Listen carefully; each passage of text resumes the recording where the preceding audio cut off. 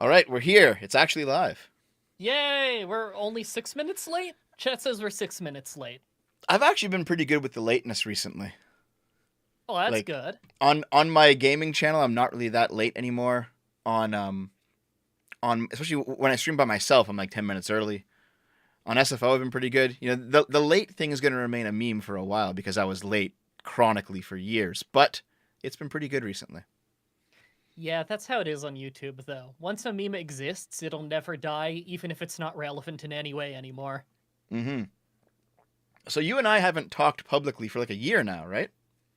I don't know when the last time was. I think it had to have been more than a year, because You think so? it was about a year ago that I stopped doing daily videos, and I was definitely still doing them the last time that we talked on the show.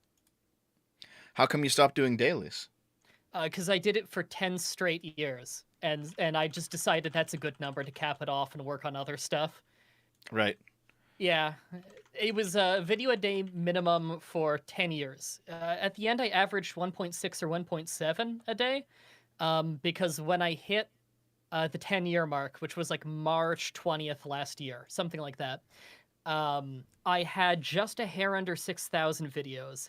That's not counting like ones that got taken down from ID claims in the early days, or Mm-hmm. stuff like that. When you have that many videos on gaming on YouTube for so long, back in the Wild West days, shit would get taken down for anything. So not every last video is up. So it's probably more than 6,000. Oh god, and that's not even counting the unlisted ones, since Social Blade wouldn't list those, even though you can watch them on the playlist. I Right. don't know the actual number then. It was a lot. The number was about 6,000. Actually, we should probably introduce you first. For those of you who don't know, this is Mah-Dry-Bread, and you're a Hi, gaming YouTuber. I am famous Nancy Drew Let's Player Madry. That's how I Is- introduce myself at this point. I'm sick of having to explain who I am, so I just tell everyone I'm a famous Nancy Drew Let's Player.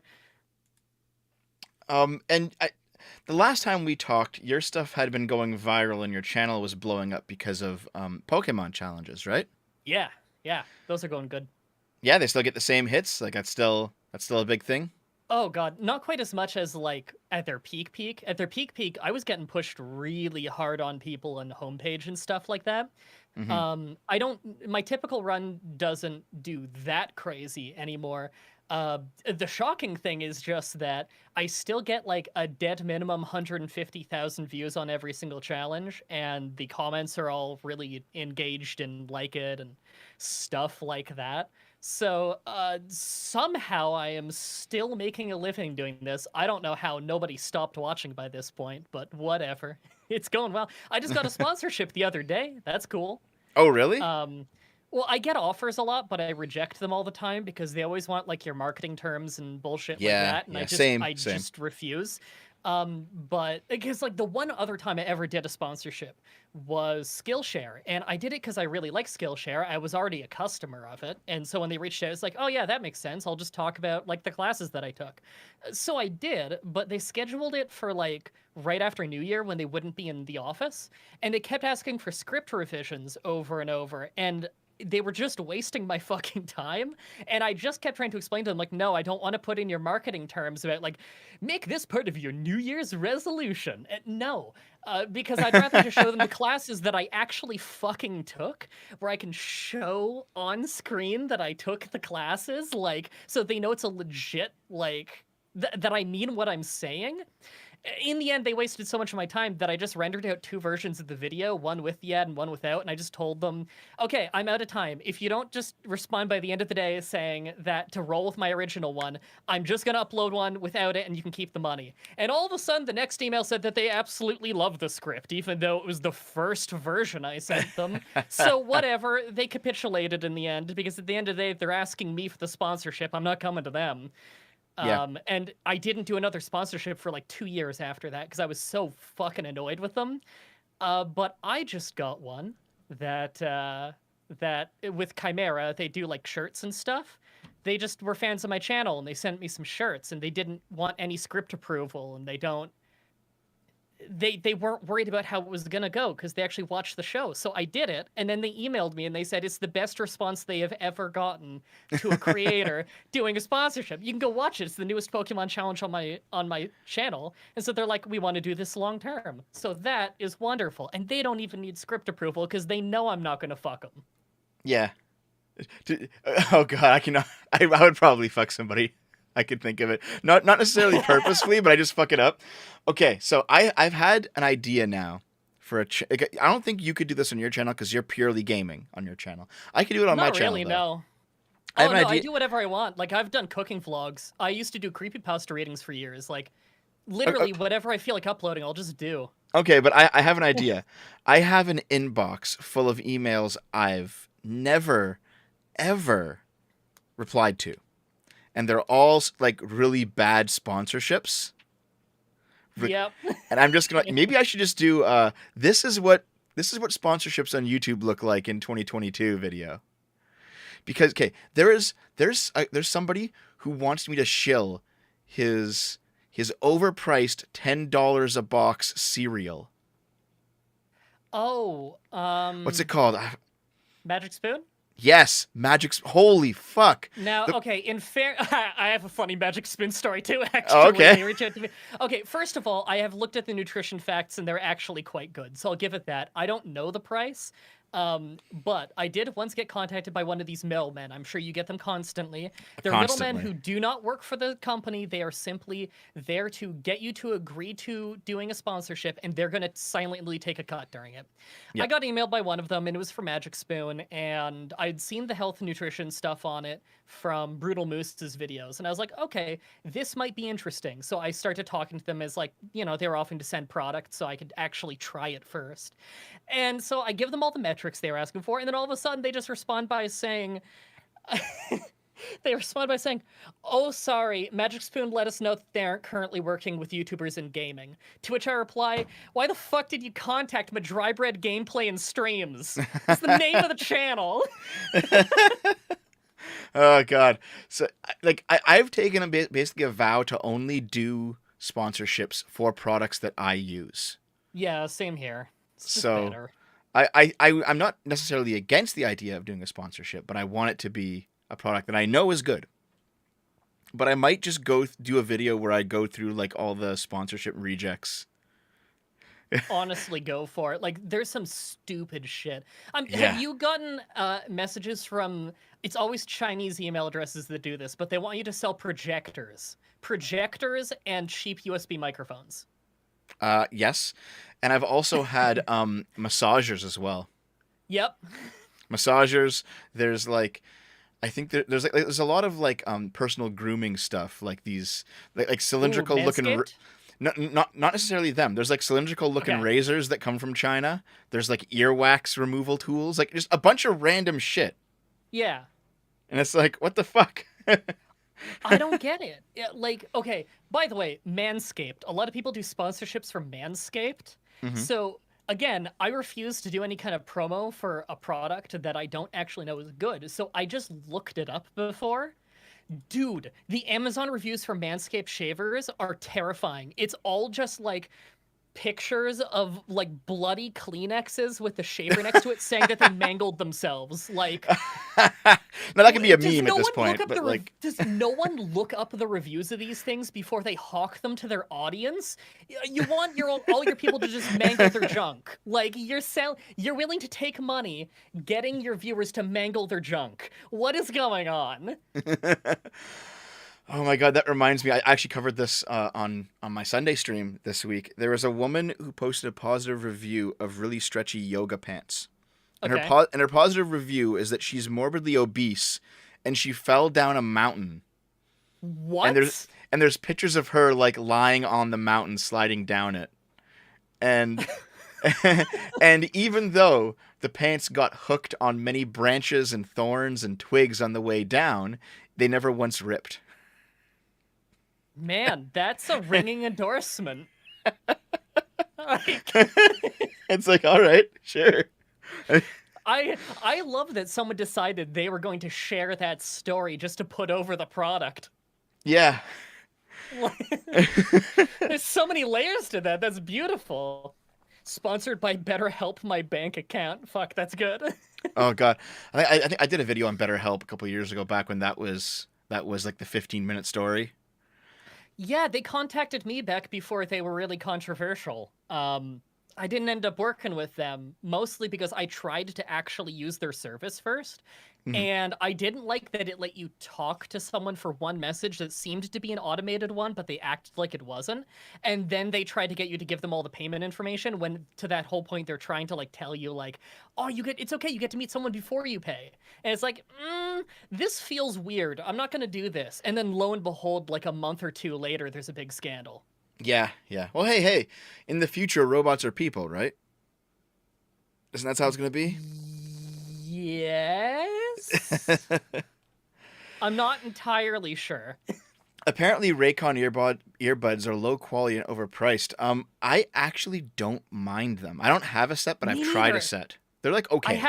I'm They're holding not mine great, but right they're okay. now. I use them every day. Okay, wait, hold the fuck on. You're not going to be doing your shilling on my channel. Hey, this is not a sponsorship. I paid for this with my money. They have never contacted me in any way. The Raycon, uh, the 25 whatevers, like, yeah, they're not like the most high price thing in the universe.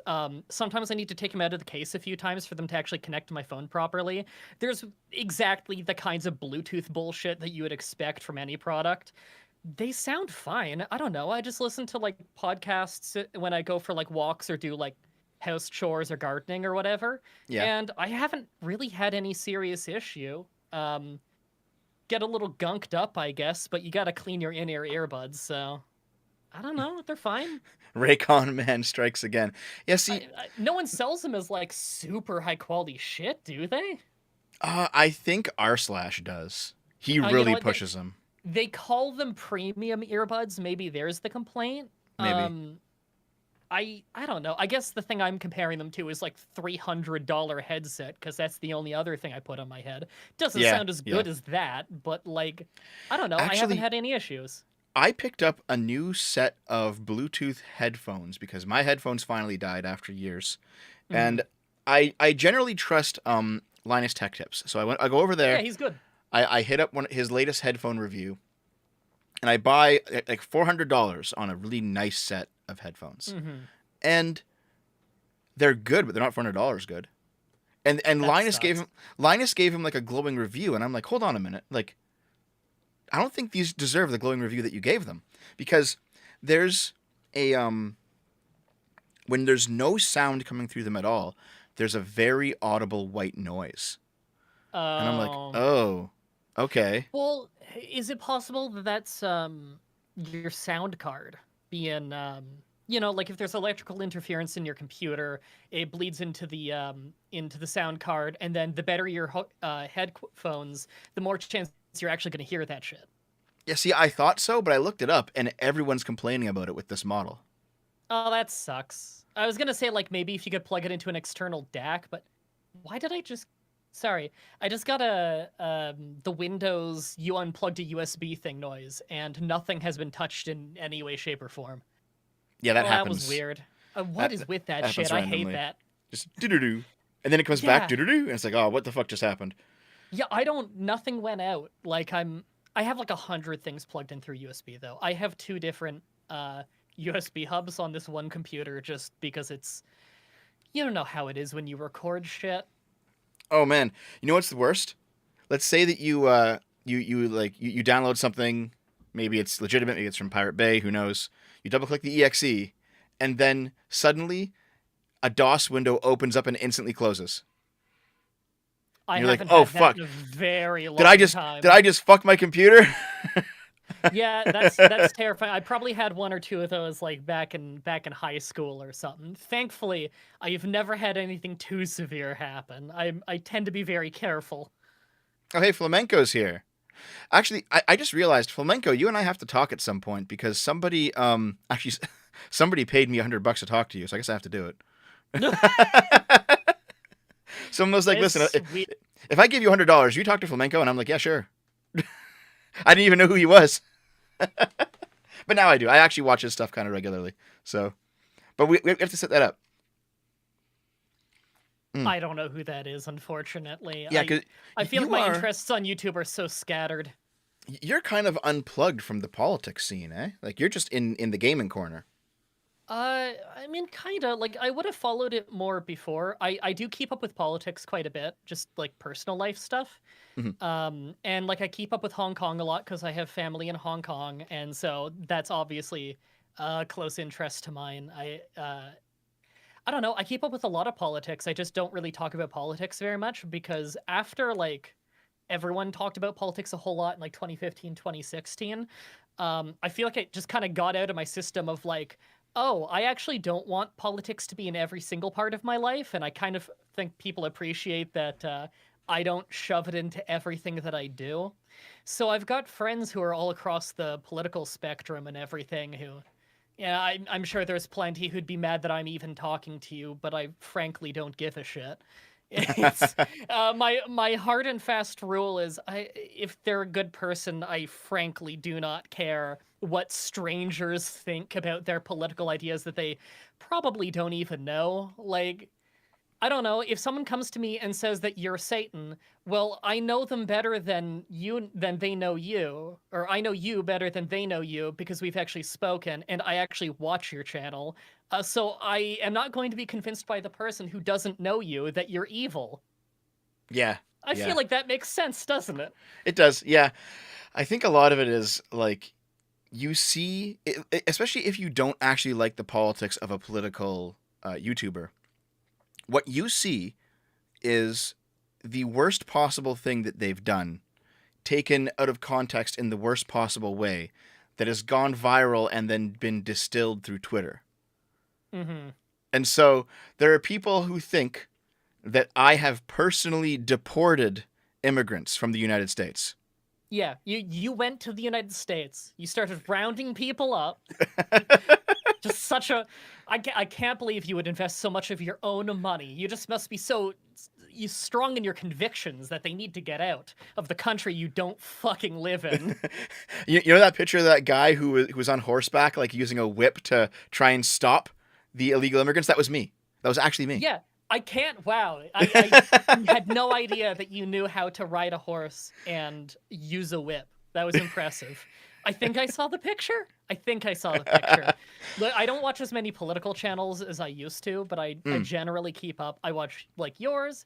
JJ McCullough is really nice. If anyone knows him, I don't hmm. know how many viewers here would even give a shit about him because he's more like culture and Canadian I don't know, Very day-to-day Canadian. Canadian politics a little bit. Like it's a little it's more, conservative and liberal.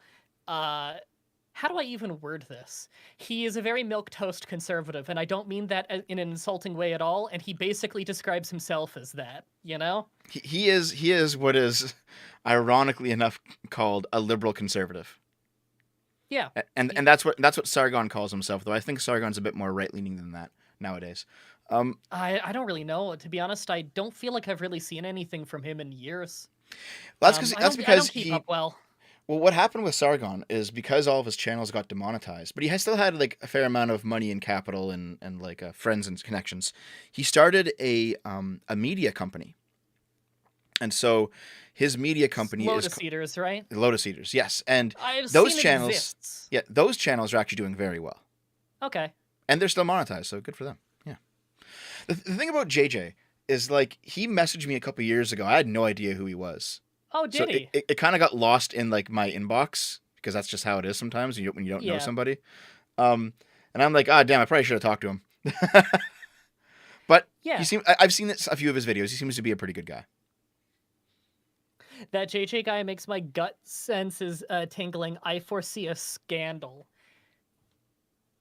Sorry, I was reading the chat. What, just Yeah, looking at him, you think that he did something? Man, possibly. but it's people who say shit like that where it's like those are the people who always end up demonizing someone who's totally fucking normal. You can't just prejudge people based on how they look and assume that they're going to be awful. I Because agree then with as soon that. as you hear any little negative thing about them, you're going to remember that old weird gut feeling you had and all of a sudden it's going to get blown out of proportion and you don't know the guy, you know? I don't know. I've watched him for a while, and he seems like a fairly reasonable guy. I Hmm. don't agree with all of his political takes. I agree with some and not others, and whatever. I don't know. I should probably look at a couple super chats that came in. Someone asks, someone says they first saw you at Civ 4, and are you playing, and when will you play Colonization again? Ooh, colonization is like one of my favorite forgotten gems of the Civ series. Civilization 4 Colonization was a side game made in the Civilization 4 engine, and it was a remake of Sid Meier's Colonization from the late 80s, I believe. Really good game, but it wasn't amazing. It wasn't super in depth, but there's a great fan mod for it that I really want to cover on the show. That really puts all the depth in the game that you're kind of looking for, you know? It's almost like an unofficial DLC that added everything that you wish was in it. Beautiful. I'd love to play that again. And I was playing Civ 4 just the other day with my wife. Oh yeah, Civ Yeah, 4 is my favorite of the Civs, I think. I really like a lot of them. So many of them are kind of apples to oranges when comparing them to each other. I love a lot of them in their own ways, but Civ 4 it's got something special to it. It's a good one. Yeah, yeah. And actually, speaking of Civ, I think I'll be playing a Civ game sometime soon with a bunch of YouTubers. But Ooh. that's currently secret, so you'll have to wait for that. Okay. But that might be fun. Um, OG colonization or GTFO. That's the wonderful thing about the DLC, is it? Or DLC, the fan mod. It puts a lot of the old OG colonization stuff back into the game. Like making it go from like 4 trade goods to like 12 and stuff, you know? CK3 when? I did some not forever ago. I kind of want to ask you something. Yeah. When a mod becomes officially endorsed by the actual company, the game creator, does it become an expansion, do you think? Because that's what happened with I Rogue don't know. Legacy. Uh, Really? yeah, so there was a mod that completely changed up Rogue Legacy and actually was basically like an unofficial expansion. And then it became available to download on Steam directly from the official page because the creators of the game liked it that much. So That's awesome. it almost seems like it's a real expansion at that point. That kind of happens sometimes on goodoldgames.com. A Yeah. lot of old games, the most up to date patches that are official aren't that good. And the most up to date fan patches are super easily accessible. And so there's actually a lot of games on Good Old Games where when you buy it, the update that it updates your game to in Good Old Games is the newest fan patch, which I think is super cool. Not like that with all games, mind you. But, you know, if you want your Warlords Battle Cry 3, I think you still need a fan patch for that one to get it working right. But then again, that was a 2004 game made in a 1996 engine, so Oh, that it's reminds me Russian too. of Vampire the Masquerade Bloodlines. That requires so much fan stuff just to get running nowadays. Oh, yeah. God, it's crazy how, like, some old games from not really that long ago on PC, you can't run without so much work. And then there's, like, other ones from way older that still run perfectly fine. Like, you can run the original Fable The Lost Chapters on PC perfectly fine. Either then, that the main menu's resolution will always be a tiny little window. As soon as you Yeah, get into the gameplay, the resolution fixes itself. It's the weirdest thing. that's actually that's a video topic I have planned too. I have just a list of games that have been made better by fans and how companies are Ooh. just kind of shit at doing their own job. Yeah, I that mean sounds fun. that might be a fun video topic. Here, give me a second. I'm gonna scroll. There's another super chat here. Someone asks for $20. He asked, "Do you consume excessive amounts of soy?" What is soy in either than literally like soybeans and soy drinks? Because I feel the need to answer this earnestly. I don't think I eat anything with soy. I have soy sauce. Oh, I have that pretty often, but I don't think it's the same thing. Mm. Yeah. I think I Sorry think to disappoint. I think people are seeing your avatar. It is when you're old. I don't have your new avatar. It is an older one. But you said before we started that you actually don't have that hairstyle anymore. Oh, yeah, like I don't not intentionally have a mohawk anymore. I just haven't cut my hair in like a year. Um, the province has pretty much been in lockdown constantly, and Yeah. Usually I'd cut my own hair, but it gets to be a real pain at a certain point. You know, you let it grow out too long and then you can't see the lines to do it yourself super well anymore. And I just kind of said, fuck it. Because at some point, I don't really care that much what my hair looks like. Like, as long as it's clean and nice, and it is, and my wife likes it, and I'm not really trying to impress anyone else, so I don't care. Yeah, because I know that you might do the face cam thing on your streams sometime, but not so much on your let's plays, right? Oh, yeah, I used to face cam almost every stream for a decent amount of time, but now sometimes I just leave it off. Either because the room is too hot and I don't want all the spotlights on me, or I just don't feel like it. Yeah, Um, yeah. but yeah, in like my locally recorded Let's Play stuff, I don't think I've ever had a webcam for those. Actually, maybe I'm just not noticing or I'm not paying attention. I haven't seen you on Twitch in a while. Have you decided to abandon Twitch streaming for YouTube or something? I think I streamed there like a couple weeks ago. See, the thing is, when the Pokemon challenges got big, I went from streaming on Twitch pretty often, you know, a few times a week, to streaming pretty much just once a week for like an hour or two when I had time. And then as soon as I hit like 10 years of daily videos and I stopped doing daily videos, um, I don't even stream every single week anymore. I'm just too busy. But just recently my schedule's changing up and I should hopefully have a little bit more free time. So I'd really like to start streaming more. Um, as it stands right now, my wife, who just got into streaming for fun as a hobby, she's streamed more in the last 2 weeks than I think I have in the last 6 months. It's crazy. It's not that I don't want to anymore. I have a fun time. I'm just so damn busy. What's her channel? Queenus Weenus on Twitch. It's Weenus Hold on. like your elbow, you know? So but So, it's spelled the French way because she's bilingual. So I have no idea how to I spell that. I can get you a link. It's spelled the French way because she speaks French. She used to teach at a French language school and she did French immersion and stuff. Here, let me give it to you on. There you go. You should have it on Twitch now. Or sorry, on Discord. That's her Twitch link. Queenus Weenus. This name is genius in so many ways, and I really want to put it over because she came up with it, and I'm so proud of her for this. So first of all, Uncover a new. Queenus Oh, hold on, Weenus, Jesus. fun rhyme.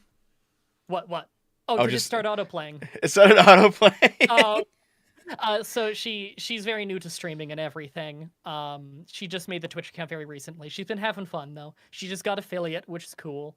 Um, but right. So Queenus Weenus, the first syllables in the words rhyme, as well as the last syllables, much like Coca-Cola and other such very good brands. Mhm. Weenus, as in your elbow, the skin on your elbow, but also spelt the French way, like oui, like yes.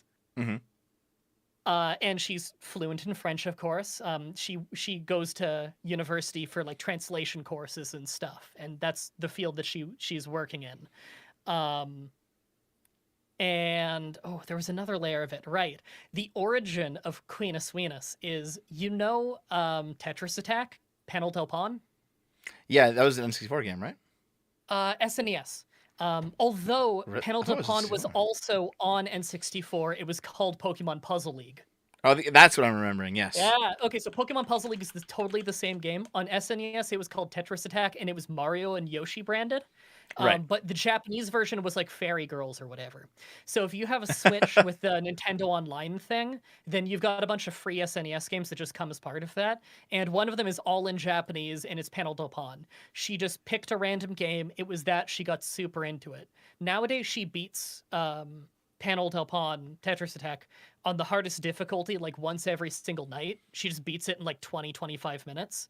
She's not a big gamer, it's just she got really good at it, like really fast. It's her jam. She's got an aptitude for it, I guess.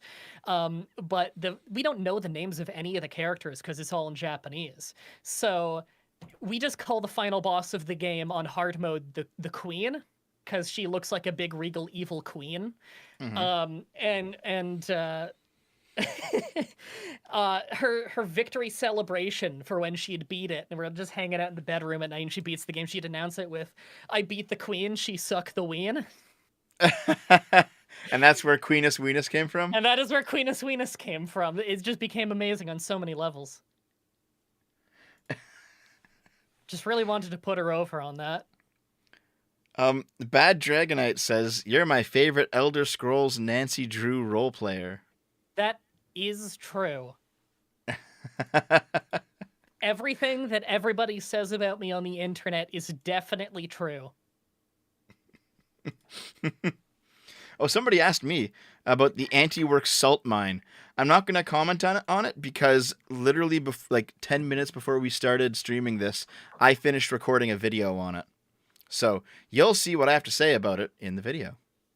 I guess I will too. I don't know what we're talking about. Oh, you haven't heard about anti-work? Is anti-work the Twitter trend of people who think it is virtuous to not work? No, that is a thing, but Okay, no. sorry, that's what it sounded like. What is it? So there's a subreddit on Reddit called Anti-Work. And for a while, the subreddit was all about just really cathartic ways that people quit shitty jobs. Oh, you know what? I heard you say that in one of the recent videos. Yeah. And how, like, there's an unreasonable boss who cancels your vacation and tells you to get back to work. And if you don't shut up, you're going to lose your job. And then you say, you know what? Fuck you. I quit. And then you leave them high and dry. And then they're fucked, right? It's very cathartic. Everyone's had a shitty job. Everyone knows how it feels. Everyone can relate to this. But that sub was basically co-opted by communist revolutionaries. Not even surprised. And there's been a lot of fucking drama. There's been a lot of fucking drama since then. And some crazy shit came out in the past couple of days. So I'm covering that on a video soon. I look forward to that. And like I get it but the problem is they all say stuff like our job is shitty, our boss is shitty, we're quitting. This is socialist praxis, and it's like, no. This is what you're supposed to do. If you have a bad job, you quit. That's what capitalists have been saying this whole time. You can quit. Yeah. This is the system working as it should work. If there's a shortage of labor like there is right now, bosses have to raise their wages. If there's not a shortage of labor like there wasn't 10 years ago, bosses lower their wages. It's just the market at work. There's nothing strange is happening at the moment. This is exactly how it should be. And hey, if you really, really hate having a boss, you could always become your own boss. It's just a lot of hard work and responsibility. And I don't think everybody's ready for that. Yep. Not everybody. Just some people maybe aren't the personality type, and some people just aren't at the point in their lives where they'd be able to pick up something like that. And I guess there's nothing wrong with that, but the option's there. Yeah. No one's stopping you. It's so weird, man. These people, they'll say we want the workers to own the means of production, but that's literally what self-employment is. Yeah. And I'd love to employ people too. I'd love to be that good boss that everyone wants to have, but money, it's difficult. Yeah. They call people who are self-employed the petty bourgeoisie. And it's like, well, hold on. Don't you want everyone to own the means of production? Well, what they actually mean is they want everyone to own it collectively, not exclusively. Like you and I, we're self-employed, which means that we own our means of production. We don't own anybody else's, and nobody else owns ours. They want collective ownership, not individual ownership. Mm-hmm. And secondly, in every practical way, the means of production are the people. So you like to own, for the workers owning the means of production, that means that they must own you. Mm-hmm. But that's like that's like below the surface a bit of political philosophy, where basically if you trace everything back, like all ideas, all machines, they all return back to people because people made them, people thought of them. And so if you're truly owning, if you're owning the means of production, that means you're owning the people. So that's why a lot of people who aren't socialists, they kind of view it as just another way of slavery. It's like, okay, yeah, fair enough. Fair enough. There's a decent amount of good arguments for stuff like a social safety net funded by taxation, but there seems to be no fucking good argument for what the socialists want, which is that collective ownership. Yeah, I don't I don't really see how collective ownership would be practical for like lots of shit. Hmm. I'm just thinking like the moral question of you shouldn't steal everybody's shit and then have it collectively owned. Like that's its own thing, and obviously you shouldn't do. I say obviously you shouldn't do that. I guess not everybody thinks that's obvious, but just like on the practical sense of like how would this actually work? I feel like there's so few jobs where that could actually feasibly work. See, you could probably do it if it's you and a few friends and you all co-own a business you start together. You could do Sure, that. you know, Yeah. hippies living in the woods agreeing to communally do all the chores and stuff. That seems fine, not hurting anyone. How are you Yeah. gonna do that with a society? Like by force? That seems like a problem. Oh, what's the idea? God damn it! Hold on. Let me look this up. Um,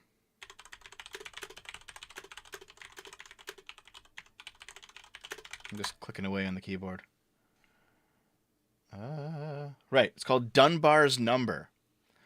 Dunbar's number is the cognitive limit to the number of people you can have stable, meaningful relationships with, and Ooh, I the didn't know there was a word for that. the absolute upper limit seems to be like 500. That's like if you really fucking max it out. Ooh. Yeah, I couldn't imagine keeping up with 500 people. I have a hard enough keeping up with all the people who already know me.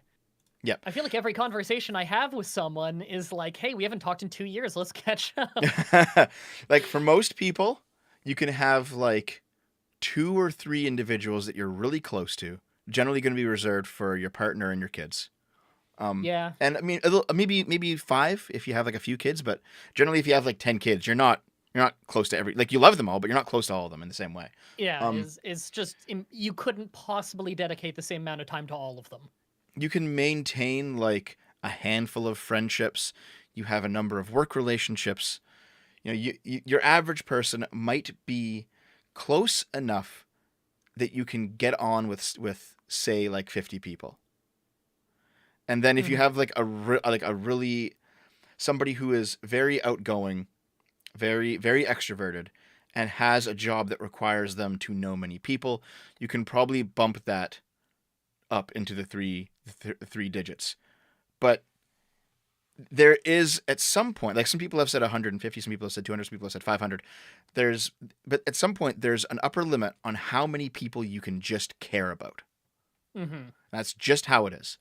Um, so this idea that you can take a society of 8 billion people and have everyone give everyone else the same level of moral consideration without any kind of state to back anything up is completely ridiculous. I don't see how humans would like literally be capable of doing that.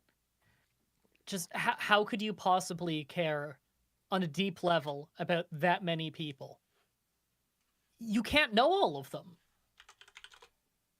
Hold on. Dragon Fat's in the chat. Stone Toss is a black lesbian woman. I'm losing it. Are you? There's no fucking way. Dragon Fat Deposit. Why is that a familiar name? She's one of the most active mods in my community. Maybe that's why. She's in the Game Boomer stream. She's here. She's in the Discord. She's everywhere. I just feel like I've seen that name enough times that it's very familiar. I don't She know. is Is it she is Twitter? my right hand woman basically. Hold on. Is there Stone Oh, it's Toss the was docs. Oh, doxxed? don't tell us about the docs. Then people are gonna go look it up. Well, no. This is actually kind of hold on. Stone Toss was doxxed, and Stone Toss is a black lesbian woman. Are you Okay. serious? Sorry, Stone Toss makes those political comics with people drawn entirely in white. They look like ghosts, Yeah. right? That one? Yeah. Yeah, like a very like right leaning creator, Stone Toss.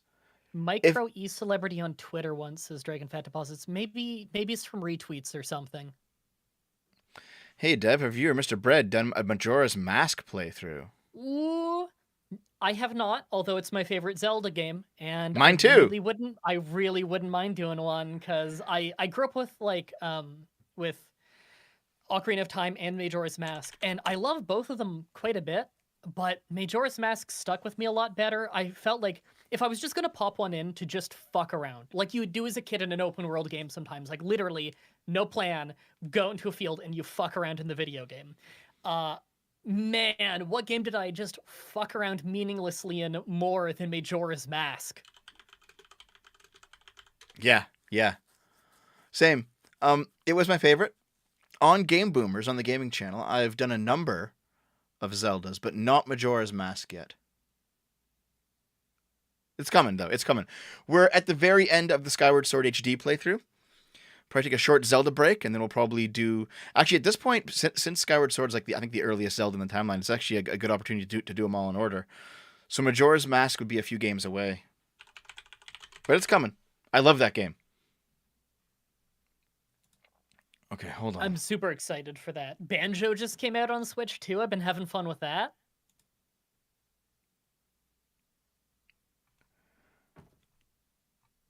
Sorry, I'm looking this up. Yeah, it's true.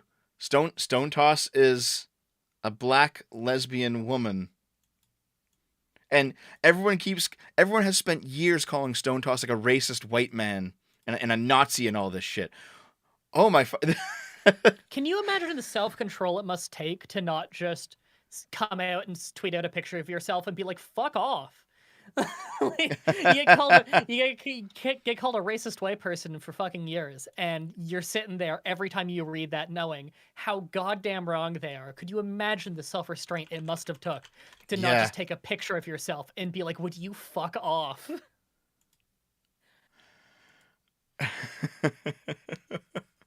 There's you know the account Libs of TikTok, I think I've seen you retweet it. where it's just like the most ridiculous like TikTok videos from some crazy people. Yeah, Yeah. um, th- that's run by I think a Latina woman actually. So it seems to be reasonably common. You get lots of people who are, let's just say they're anti woke, and Yeah. they're not like the straight white men that everyone says that they are. So, do you think that people assume that people who are not, or particularly anti woke, like outspokenly anti woke, do you think that people assume that they're all white because they assume that they must be racist and they just correlate white with racism, Yeah, or or is it like the other? Yeah, probably. God, yeah, that's depressing. How yeah. depressing is that? Like, It actually is pretty depressing. Yeah, at this point. it's fucking nuts. Like it. You know, it's gotten to a ridiculous point when, like, my wife feels bad for me that, like, if I say anything, people can just say, I've seen people say that I'm racist because they misheard what I said. Okay, I was doing a stream the other week, right? Mhm. There's a song in it that goes, I'm the Wiggle Man with the Wiggle Plan. I'm the Wiggle Man. Now, we sat there for a little while listening to this and we're like, what the fuck is this song saying? Is it I'm the bigger man? But then we turned it up and it's definitely a W. I later read a comment where it's like, it's a time code. It's like, whoa, man, I know you're not hateful, but the N word, seriously, you should really re edit this, bro. So I click the time code and I listen to it and it's me, clear as fucking day, saying, I think he said the bigger man, but let's turn up the volume and listen to it. So I just had to respond with, quote, bigger man, end quote. Seriously? Damn, dude. They'll come for your head for anything. I didn't even. Bigger. Bigger. Not even close. Where was Yeah, the N? you Fuck, man. you're not gonna pull a PewDiePie anytime soon. No, I guess not. I mean, dude, I don't get what's with people anymore. Yeah, yeah. I've been saying this for a bit that actually I think I did a I did a big video on this when the whole G4 situation happened. Um Oh and man, I my saw the footage of the G4 thing of just the whoever that lady was going on her tirade, yeah, and I just kept seeing it cut over to Gerard, and I felt so bad. Okay, so I'm the kind of person where I can't watch like The Office, for instance, because I don't I don't just laugh and go, haha, funny character. I relate to all the other people in the office who are just sitting there and trying to do their job. And I'm like, oh God, the secondhand embarrassment is too much. I hate this shit. So when I was watching that and I just saw like a bunch of people that they're clapping and they're whooping and everything, and it keeps cutting over to Jared and he's not clapping and he just looks mortified and blindsided. I'm like, oh, you poor soul. Because what do you even do when you're in that position? You can't. She just went on this big tirade, like she definitely thinks you'd be a total asshole if you didn't go along with it. How do you in any way not just go along with it, but not get your head bitten off? Fuck, that's a shitty position to be put in. Poor guy. Yeah, well, he made his bed in a sense because he started unfollowing a lot of the more right-leaning creators that he used to talk to, like Razorfist, like libertarian types. I did notice that Yeah, actually. But I don't know. I still think he's a generally good person. I feel sorry for him for being in the situation. Like I understand he hangs out there, he makes friends with people of this persuasion, and these incidents will occur. I just feel bad for the guy. Like he didn't yeah. look like he wanted to be there at all. Well, I've said this a number of times now. I'm repeating myself because everyone needs to hear it. If your favorite YouTuber, your favorite streamer decides that their next big career move is to move out to LA and start making connections, stop watching them because they're done. It's over. It's going to turn into fucking cancer. It's happened to every single person who's done it. I have a friend who didn't. I have a friend who moved to LA because he wanted to edit there to get into the field he was interested in. Um, the first gig sucked. Do you remember the React Bros? Yes. Do you remember React World? No, actually. Not React World. Okay, React World was when they tried to trademark React videos and they put Right, out a right. big Yes, yes. condescending video trying to say Oh, it's okay, you can all make React videos, just go through our service and pay us a commission. And everyone got fuck. very upset. Hmm. My friend moved to California, so he just got an editing gig and the pay was okay, and he hated it. And the poor fucker had to work on the React Bros world or React World or whatever announcement, and he said the vibe around the office was everyone just glad handing them while silently knowing this is gonna flop so fucking hard, this is a terrible idea, and they're just up their own asses. He Yeah. thankfully doesn't have to work for them anymore. He ended up getting a sweet gig over at Game Theory. Super proud of him. Hmm. And it does mean that he had to move back to LA, unfortunately, but it's a good gig. He's a really good person. Love the guy. And his personal videos on his own channel never went to shit. Yeah, I That said, mean, he did. I do remember being in a stream with him once where he's like, "You have to move to New York or LA. That's where all the opportunities were." And one friend in New York and the other friend in LA were like, "Yeah, yeah, of course, of course." And I was like, "No, you don't. I'm doing fine up here." And they're yeah, like, "Yeah, same. yeah." And then like a month later, I just kept blowing up and kept blowing up and kept blowing up. It was hilarious. You don't need to go anywhere. You That's don't. the wonderful thing about how we can do this show from our room. Like you well and truly do not need to go to a specific city to get some kind of attention on you. It just sure, it helps, not required. Definitely not a requirement. Yeah, yeah. I don't know. Even if I had 1,000 times the amount of money, I would still never move to LA. You couldn't pay me enough to Yes, fucking move to same here. LA. It just seems like Fuck it that. seems like a very unpleasant place.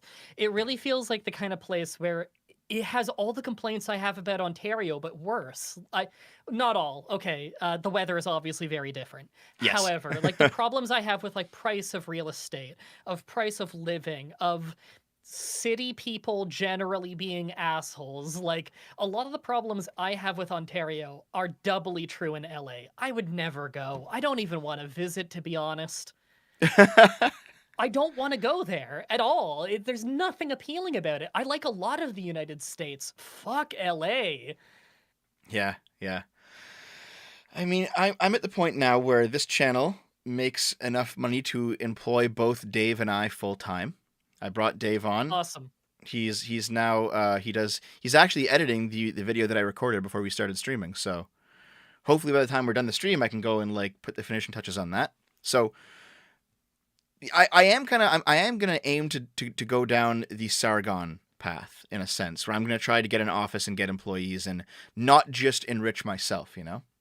I That's my think goal. that's a good idea. I mean, that's what I was trying to do too. And then COVID hit and things got very, very expensive. So one day in the Yeah. future, I will be able to do that. Unfortunately, as soon as I got the money to do that, that money didn't take you as far anymore. Yep. Yep. It Um, wasn't that fun. I'm. Hmm. I don't. I have enough money to move and be comfortable, like to move to Ottawa. Because we already going to go to Ottawa. To move to Ottawa Mhm. and be comfortable, but like it would be all of my money. You know, Yeah. I wouldn't have anything else. And it's like, I would like I'd like to have enough money to like get a decent place and get like a warehouse that I could renovate into an office, or like something in an office building, something, right? Because I want like a little studio where I can record. I want Hmm. a studio where I can do the Game Boomer stuff. A couple offices, maybe like obviously a lunchroom. I would like a little gym in there. That'd be nice, so to keep everyone healthy. And I Hmm. have like a short list of friends that I would like to hire, basically. So, Yeah, that sounds fun. Just small business. Doesn't yep, need to be crazy. yep, just a small business, something that'll, the Red Letter Media guys did the same thing. Of course, they live Yeah. in Milwaukee, where like everything's dirt fucking cheap. 'Cause it's Milwaukee. I Yeah. know that they eventually bought a warehouse and they built like 4 sets in it, and they have like their movie room. It's like that. That's Yeah. I don't. That doesn't have to be a huge business. Like that's ideal. Yeah, it worked out great for them. I mean, I watch just about everything they do for ages now. I support them on their Patreon and stuff. That's a great show. Yeah, yeah. I didn't know Oh Red Letter my Media has a god. Patreon. Actually, I didn't know they had a Patreon. They have one of the biggest Patreons in all of Patreon, if I remember right. Like one of the highest earning back when it was public. Back when it was public, how much money everyone made, they were like top two biggest person on Patreon, despite how they only ever brought it up in I think one video ever. Behind the scenes stuff, like all kinds of good shit on their Patreon. Really, Um, yeah, and they never promote it at man. all. Like it's just What's I think it's in their descriptions, and they make bank off of it. what is like what kind of behind the scenes stuff? Oh, like outtakes from videos, best of worst episodes. They'll show you updates on like, hey, we're working on the edit, and it shows the timeline, or they'll send you teasers for the upcoming best of the worst movies that'll be on the next episode, where they send like some stills of insane moments, and they're like, see if you can guess these movies. Or they'll put up like little bits of documentary footage where like Rich will be working on one of the sets for some outro sketch, and they're showing some behind the scenes of him actually making it and talking about it. It's cool shit. Man, now you're actually convincing me to like maybe go join it, because Yeah. I have been on the past couple months a pure spree. All right, I've watched all the best of the worsts. I've Yep, watched I did all that. the reviews. I've Yeah. watched. Now I'm like 2/3 of the way done the half in the bags, and that'll be it. I've watched everything after that, and it's like shit. What do I do now? Yeah. I mean, I've watched all the best of the worsts. I think I watched every single one of them like 2 or 3 times before I started watching them with Fatima. And then me and Fatima, whenever we'd want to sit down and watch something, we're like, let's pick a random best of the worst. So we pick a random one, and eventually we realized, let's just go down the whole playlist and watch all of them so that we don't miss any. So and then we did that. So I think she's seen all of them twice. I've seen all of them 4 or 5 times. Right, right. Man, it's an infinitely bingeable series. Yeah, yeah. You could like wait a couple months, watch it again. You'd be fine. The only thing Yeah, and I've like done that you'll with. you'll remember new things each time. Yeah. The only thing I've done that with is the JonTron era Game Grumps playlist. I've watched that multiple times Mm. too. I've watched the JonTron era versus playlist before. Hmm. Um, and the only other show for that, I used to do this with the Let's Plays a lot. Video Games Awesome. I used to rewatch a lot of their Let's Plays back in the day, but their golden age was like a decade ago now. So Hmm. not that the new stuff they put up doesn't have any value to it. Some of it is kind of fun, but it is not the same show it used to be. It used to be like a big 5-person group environment thing, and then they moved to Japan, so it's just the two of them, and it's very different. Yeah, yeah. You know what? Same with Spoonie. Well, Spoonie does nothing now. Yeah, you can go back. That's the crazy thing, is so many of those old reviewers from those times that I would have loved. You can go back and watch it now, and it's like I can kind of like it for what it was, but like it hasn't aged well. So much of Spoonie shit is still really funny. Yep, yep. It's It's a shame what happens to all these guys. I might do like I don't know, a series on YouTubers who are still taking money but not actually putting anything out anymore. Does he make like anything off Patreon? His Patreon just dropped down to $300 this month. I see I feel like I've been saying this for ages now, and at some point it's going to stop being true, but I still think it's true now. I genuinely think, despite how much he's pissed off so many people, that if he I seriously think that he had a good enough goodwill from all the work that he did before and how good it was, that if he just like put down the Twitter for a little bit and he came back and started putting up like even one review a month of the old style, people would jump right the fuck back on board.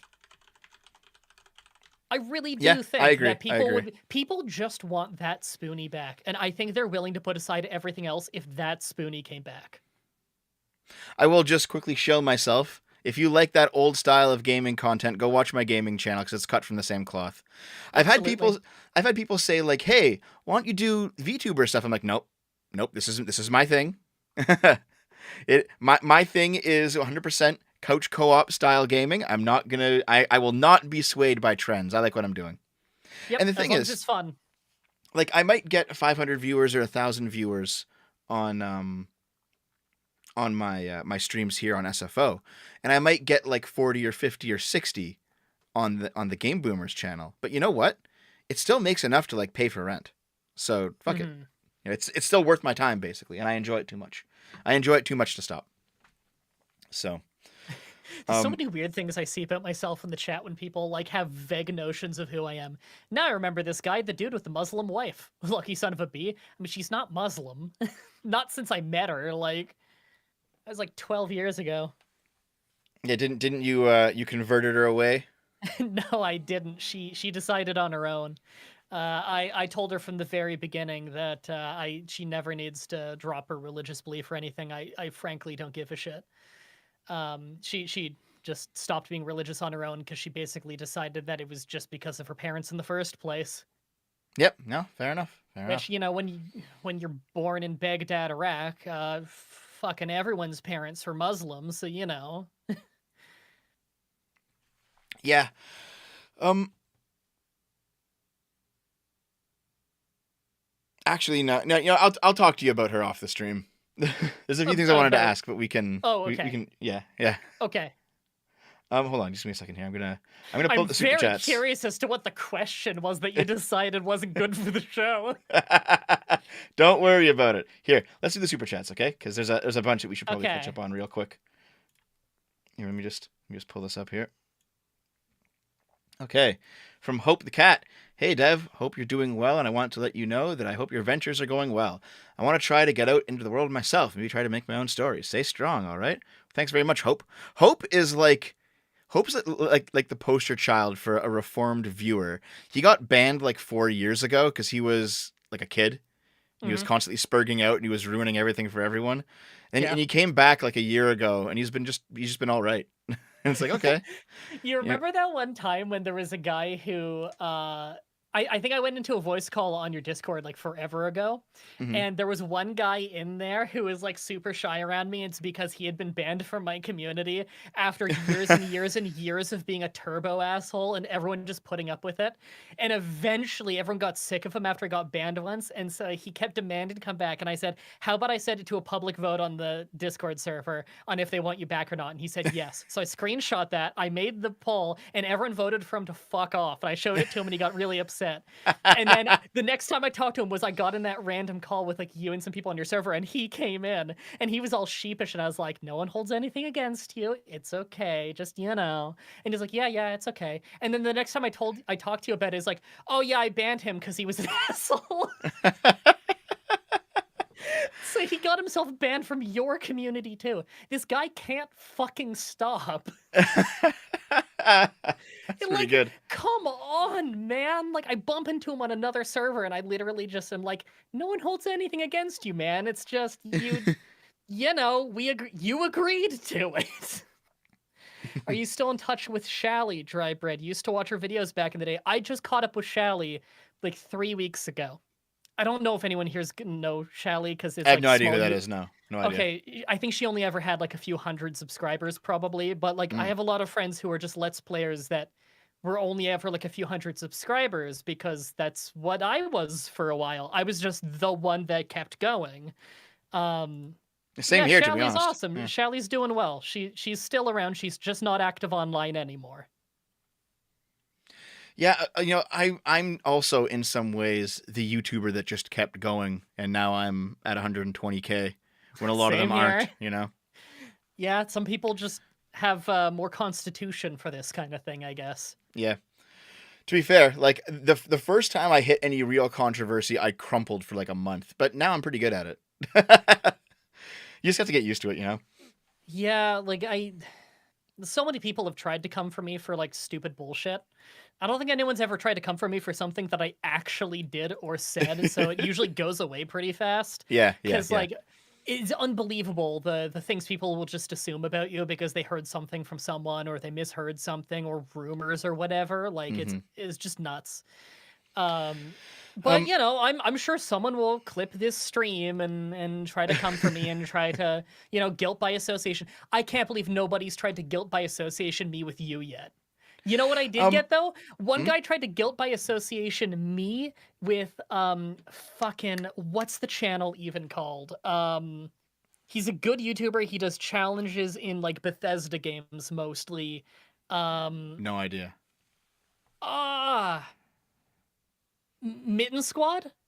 I think it's Mitten Squad or Muffin Squad. I get them mixed up because Brandon got called a knockoff of whatever one that guy isn't called, and it's really funny. I have no um idea. No idea But yeah, what these are. apparently, I don't know. Apparently, he said something controversial in some video I've never heard of, and guilt by association, I'm a bug man. That is what I was called. What the fuck, dude? Yeah, people do weird shit like this all the time. And like sometimes it does actually end up being warranted if you dig into it because you find that, yeah, you're actually hanging out with somebody who's a Holocaust denier or something, and oh, you actually said it too, and you were. It's like okay. Eventually, sometimes you do find something, but 99% of the time, it's just stupidity. Look, if any of my friends are denying the Holocaust and I didn't know about it, then yes, I would disagree with them on it. Just because I know them doesn't mean that I agree. Like, that's fucking crazy. Yeah, yeah. Okay, so cave coding for $5 asks, when are we getting more Nancy Drew? When are we getting more Nancy Drew? I don't know. The devs of the Nancy Drew games contacted me and sent me a key, and they told me they really liked my Let's Play, though. Which is hysterical, because, like, her interactive makes the Nancy Drew games for, like, preteen girls. Hmm. And so, like, me and my dumb friends doing a stupid Let's Play of this game for preteen girls, goofing on it and making fun about how, like, Nancy Drew is voiced by Rouge the Bat and stuff. And I just love that they told me that, like, the running jokes, like, those are jokes in the office now. And it's like, I'm thinking of the running jokes from that Let's Play. And it's, like, so inappropriate. Oh I God. love that. See I love that now somehow her interactive got a kick out of my dumb Let's Play. now I kind of want to try the games, but I don't want to like muscle in on your Let's Play territory. No, it's a joke more than anything. It's just a Let's Play that I'm really proud of and thought was really funny. And the audience, whenever they ask for a non-Pokemon thing to check out on my channel because they want to give it a try, there's like a list that's really good. But I usually just say Nancy Drew Shadow at Water's Edge because you won't know what the game is because it's not meant for like your average person anyway. Yeah. It was just a small budget title, and it's just a point and click adventure, and it's a little funny. But I don't know, something about the three of us and the dynamic of the show and the whole, the tagline of the show on the about page is like, the mission statement of the show is to make you feel like you're hanging out with your friends and all your friends are idiots. That sounds And like there my we show. go. And people tell me that I do a really good job. Like, it's Mhm. not really that's the intent, I guess, but we're not doing anything to get there. All we do is we hit the record button and we goof around and play a video game like we would have done anyway. Yeah, And yeah, just kind of, it seems like people like that. yeah. So you wouldn't be muscling into my territory at all. There's like 40 Nancy Drew games, and I've done one of them. There's 40 fucking games. Okay, one company's been making these games since like the 90s. just over and over, like making Nancy Drew games. I don't know if they're based on the novels or if they're all original stories or what, but they clearly put a lot of love into these games because they get better game by game. I actually have a viewer of mine who was a playtester for a lot of them because they would like get kids to play test the games so that they'd get feedback before the game releases. And so I've actually got a fan who's in the credits of a bunch of the games who gives pro tips on Nancy Drew games. It's awesome. That actually is pretty cool. And yeah, Yeah. the way you describe your channel definitely sounds a lot like mine when it's me, Dave, and Naomi, and we're just Yeah. goofing around on the couch when we do Game Boomers. Did Bread get yeeted from YouTube? What? No, No? no. Why I does think it's everyone because call me Bread? it's because I titled the stream "Who Killed Mah-Dry-Bread." Why is everyone I guess these people don't know that Yeah. I'm MDB. I mean, everyone just calls me Madry or MDB since I was like 15. Like I got it wasn't a username, it was a high school nickname that became my name everywhere because it's what everyone, including the teachers, called me. Like before it was ever my username online, if you look at my URL on YouTube, it's Madrot567 because Madrot's my name, and Madrot was taken for some reason, so I had to do 567. Right. Yeah, so to me, it's like people call me Bread and shit, and it's super weird because I don't associate that with me at all. My name is MDB, as far as I'm concerned. The I only person who calls me Madrot is my wife. Like, not even my mom calls me I calls me Madrot. I actually call you Dry Bread a lot. Yeah, that's what speedrunners call me. Yeah, Dry Bread. I 'Cause don't know why, but speedrunners always call me Dry Bread. well, Dry Bread just sounds like an actual internet name, you know? Like, hey, it's Dry Bread. I guess, but like MDB is just a noise to me, and same with Mm, Madry. The thing is, the original way it was spelt isn't how it's spelled now. We made the phonetical so that people could pronounce it, because when my friend came up with it in high school, we workshopped the spelling of it and everyone would pronounce it differently. So he just made it phonetical, or not exactly phonetical, but wrote it in a way that people would be able to read. Um, so it is Madry bread. It's just it was never supposed to be spelled that way. It's literally just a noise. right. Okay, so geez, that was a long super chat reply.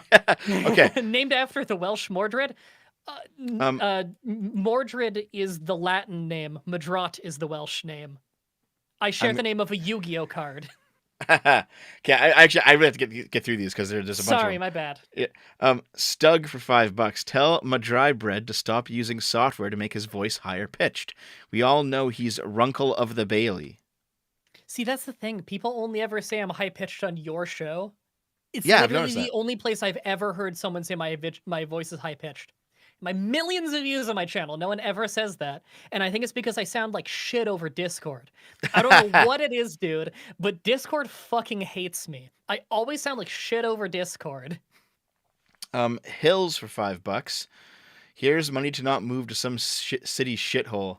Well, my aim was either Ottawa or Vancouver. And Vancouver's gone to shit way more than Ottawa has, so it'll probably be Ottawa. Vancouver is rough. I have okay. So I've told you the pact story, right? Dry bread. The pact story. I don't know. There was like 30 of us, like friends, and then friends of friends, and people I knew at university, people Dave knew, like high school friends, like just an extended group of people, and we were all basically stuck here in the middle of fucking nowhere about 10 years ago. And we Okay. all said, okay, we're all gonna work together and pool all of our resources, and we're all gonna meet up in Vancouver at some point. Because Vancouver, at the time, and I still think it has the highest quality of life in the world, one of the best cities to live in. Fine, hyper expensive now though, but still. Yeah, unfortunately, the real Um, estate's some of the most expensive in Canada. yep. But we figured out that we're all gonna make it, and so like half of the group made it, the other half of the group moved to Ottawa instead, and the only people who are still here are Dave and I. We were the ones who were left behind. Awesome. So it's like, well, that sucks, doesn't it? And Hmm. like the last person moved, I think, 3 years ago or so, and we've just been here. That's been like, oh, I guess we're just in the snow now. But yeah, I've lived in Toronto. I'm never moving to Toronto again. But I don't want to live. I don't want to move back to my hometown because it's like a heroin den now, and I don't want Oof. to stay here anymore. Um, but also I don't want to leave until COVID settled down because things are really volatile right now, and I don't have enough money to just wing it. You know. Mm-hmm. Chess says move to Lincoln, Nebraska. Do it. Naomi doesn't want to move to the U.S. I would move. I've considered it, but Naomi doesn't want to go. It's like, oh, all right. I think for her the big thing is healthcare, though. Yeah, I understand why people are concerned about that. Yeah. From my math that I've done, it doesn't seem like it would affect me too much going there, despite my litany of health issues. But it's that's up to the individual, I think. If I had like fuck you money, I'd go in a heartbeat. Oh yeah, totally. If I had fuck you money, then I'd like I don't know, do something crazy, build a compound in North Carolina. Yeah, something like that. You know. Yeah, be Yeah. like next to the Hardy compound or something. Just find find some tiny town where the land is super cheap and build a couple mansions. Just fucking take it over. Yeah. That's what the Hardy Boys did from Yeah. WWE. They grew up in like a tiny town called Cameron, North Carolina that had like I think a couple thousand people. And then when they made their big money off the WWE, they went and just bought a huge tract of land and built these big mansions called the Hardy compound, and that's where they live. It's nuts. There's actually a wrestler in NXT today who grew up as a poor kid next to the Hardy compound. That's funny, actually. Yeah. Yeah, and it's awesome. He ended up like, getting to train with them and stuff, and he's a great wrestler, Cameron Grimes, but I just Um, think it's an awesome story. Pikes Peak Audio for $5. Have either of you seen the gigantic trucker convoy? 50,000 trucks Oh, in Canada. yeah, my mom was talking about that when she came over to visit today. That she saw some of that. I have a feeling it's smaller than everyone says it is. I don't know how big it is. I They're saying She said that it looked 50,000. big. They're saying 50,000, but I think it's actually more like around 2,000 from what I've been hearing. But I mean, their plan is basically to drive across Canada, then go to Ottawa and blockade Ottawa with their trucks because they're tired of all the like scanning their Vax passport and having to be vaxxed to go do their jobs. And it's like, Yeah.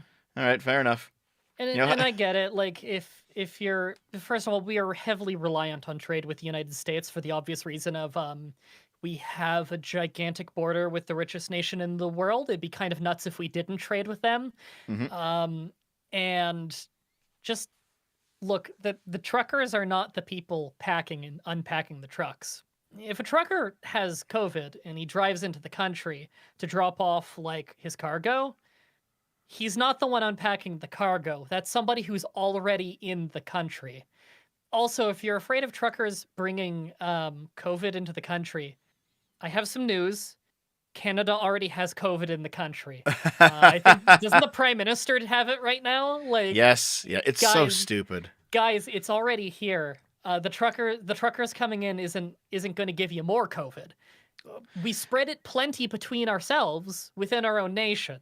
I don't think truckers in their truck coming in are the problem here. I'm not necessarily saying that I agree with like if they're blockading people or whatever. I don't know what the ramifications of any of that are. I don't keep up with the trucker thing super carefully. I just think it's a little bit ridiculous that people are so concerned about the truckers of all thing bringing in COVID. I really don't Yeah, think that it's that's so going to be a stupid. major source of it. It's just impractical if you want to keep them out for that. It's also just uh, Omicron is so much of a nothing burger compared to everything else that's happened so far. People are like Omicron's symptoms are are so much more mild than any other variant of COVID, and everyone's catching Omicron now. So it's like just chill out, guys. What's going to happen is everyone. I'm going on record and giving you my prediction. Everyone will catch Omicron within the next few months. I've already had it. Welcome to reality, okay? Yeah, Um, I think this one's kind of unavoidable. and once everyone catches it, and everyone has some level of natural immunity, the political will to continue on with all of the mandates will evaporate. It's already been eroding. It'll be gone. And so at Hmm. that point, the government has to choose: are they going to keep doing it because they don't want to reverse course and kind of appear to be weak, or do they want to destroy themselves? Because they will, if they lock down after we've achieved some level of natural immunity and they keep locking down, they're just going to lose the next election. Like, Probably. I think that what they're probably going to do is assuming that the pressure stays on of people really protesting the lockdowns, then I think they're going to slowly unlock down and lift restrictions more while claiming that it's because the government did such a good job getting rid of COVID. yes, Because you know that's they're never going to say it's because the people protested. They're going to say it's because they did such a good job taking care of it. They'll pat themselves on the back. They'll say it was all of their party that did it and no one else, and you know, politics is usual in Canada. yeah, yeah. I know. Doug Ford here in Ontario has been saying that by I think either the start or the end of March, he wants to end the Vax Pass stuff, Okay. and he wants to be done with all of it. And I'm sure if like I'm first of all, I've seen you know I've seen the football be pulled away from Charlie Brown a few too many times at this point. I don't think it'll Mm. happen. If it does happen though, I think they will spin it as a government success. Like we did it. COVID's gone. I can't wait for them to declare that they fixed it. Like, that's the funniest part is no matter what happens in the end of this, eventually COVID's not going to be a massive problem anymore, and they will declare it as their victory because it's Yeah. going to go away eventually. Mhm. Or it will just become like it will just turn into regular cough and flu season. It'll come back every year. It'll just be like normalized, you know? I think that's what'll happen. Because a lot of the new variants they're becoming more they're becoming more transmissible and less deadly. Because that Yeah. is generally like we've had many coronaviruses before. Yes. It's a full family of virus. It's a full classification. Mhm. And their evolution cycle seems to be that they as they adapt, they generally pressure from the environment generally pushes them to adapt to be more transmissible so they can get around faster and less deadly so that you don't die before you spread it. And that is the case with like every yearly cold is a variant of a coronavirus. And so that's generally what will likely happen to this one. Is we will get to a Yeah. point probably a few more years down the road where I got COVID and it's literally just like the sniffles and you're sore you have like a sore throat for a day. And like there it is. It's worth pointing out that viruses, just the way a virus works, it's not trying to kill you. A virus most of the time is a disease that was meant for a different animal, and Yeah. it just tries to like leech off them. You know, like a lot of really dangerous diseases we've gotten over the years was usually from like cows or pigs. And in cows and pigs, it's not very dangerous at all. It just lives in them. But to us, like our bodies are heating up to try and like sweat them out and shit, and it kills us. The virus isn't trying to kill you. No virus is trying to kill you. It just thinks it doesn't know you're a human. It's acting like you're whatever animal they came from. Yes. These things get less deadly. Um for $5 from the hills, Dev is the only reason I know you exist, Bread, and I love what I've seen from you. Oh, that's cool. Yeah. Someone in the chat said I sound like Doug Walker. That's a fucking new one. Yeah, I don't hear that at all. Dude, Doug Walker? Really? Man, I've heard a lot of Doug Walker. I don't hear the comparison. Yeah, neither do I. False Ruler for $5. Skyward Sword always struck me as a very different Zelda game, kind of like Spirit Tracks and Wind Waker. Skyward Sword was pretty unique in that it was way more linear than any other Zelda game before it. It was still good, but like they really wanted to like do their cinematic game where they have the big 2 hour opening full of story and they have very guided experiences as you go through the levels. It was a very linear game. It's still a good game though. I still enjoy it. I wouldn't know. I have not played yet, and I know I should because You I bet should. you I'd really like it. It's really good. And people, it looks really good. My friend Brandon came over once and he showed me, and it looked awesome. And sorry, side by side, dude, he does sound like Doug Walker, and you don't sound like Doug. Damn, I don't know what to think anymore. This is great. Everyone can say who I sound like, and no one will say MDB.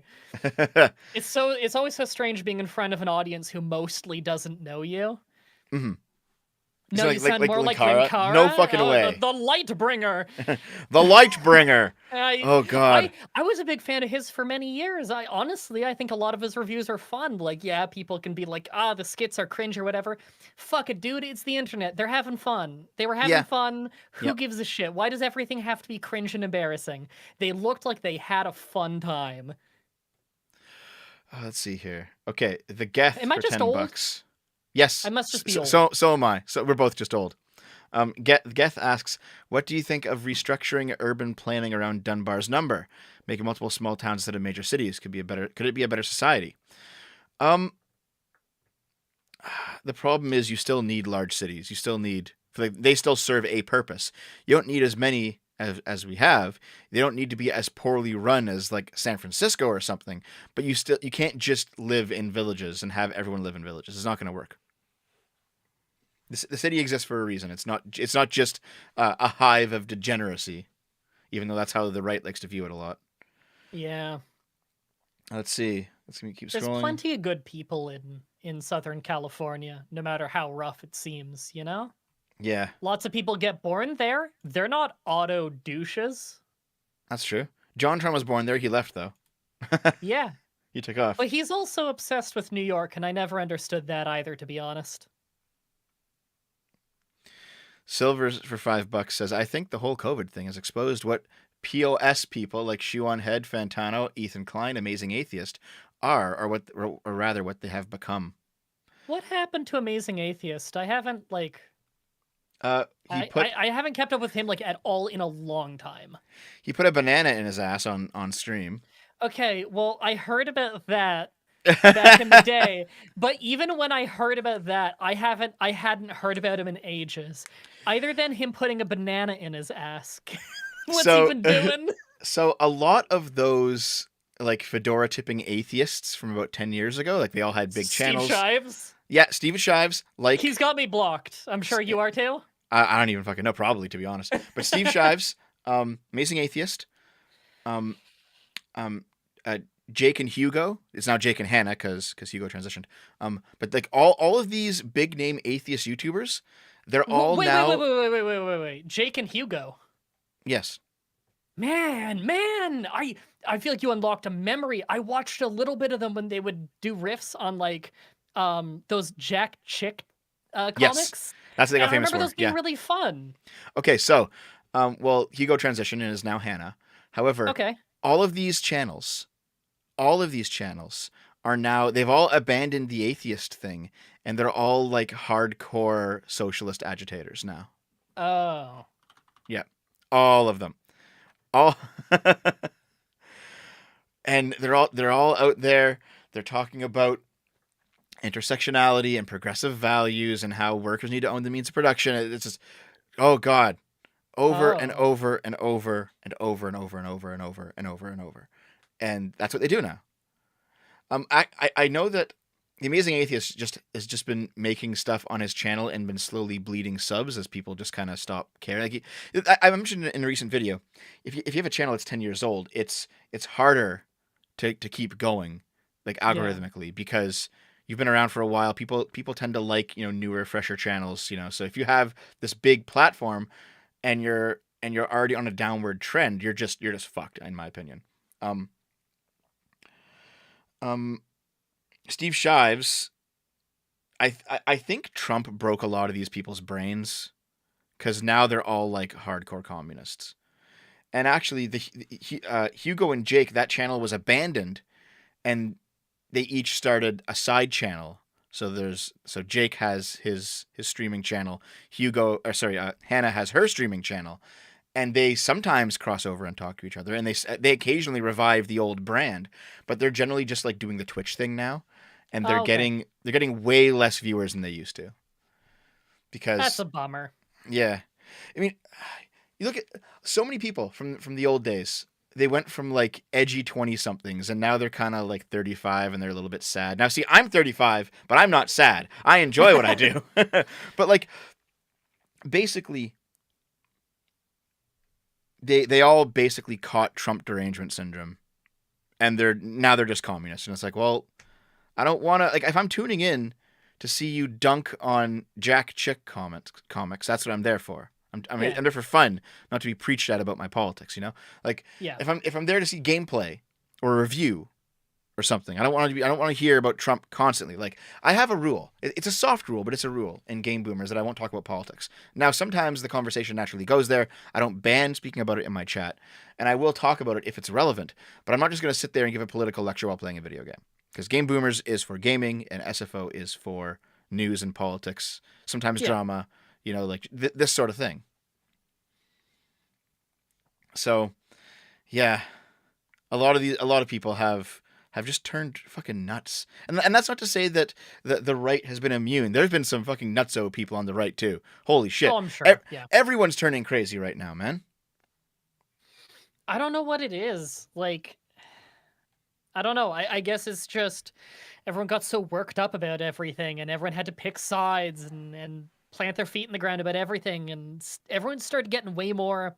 If you don't think exactly what I think, you must be Satan, and I don't get it. I kind of get it.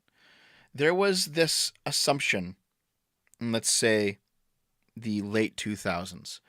There was this assumption that society was generally on the right track and that things were changing, and they were changing slowly, but they were changing, that it was going to take time, but we were getting better, and we were progressing properly. And like America didn't have gay marriage, but we're working on it, and the tide changed, and after a few years people's opinions changed, and like that things were just getting better. They were on the right track. The success of the 90s was continuing. um However, what a lot of people don't realize is that even though culture has generally slowly shifted leftward in perpetuity over time, that's not actually what was happening. People on the right think that, and they think it's bad. People on the left think that, and think it's good. But it's not actually what was happening. What was happening was that culture has generally shifted more individual oriented over time.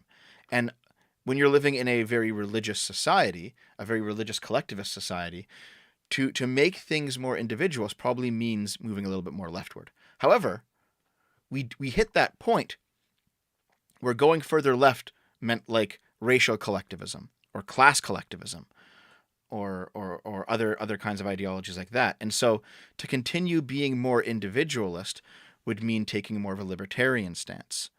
And so, for better or worse, that resulted in Trump getting elected in 2016. Now, Trump wasn't a libertarian, but a lot of libertarians voted for him. Hmm.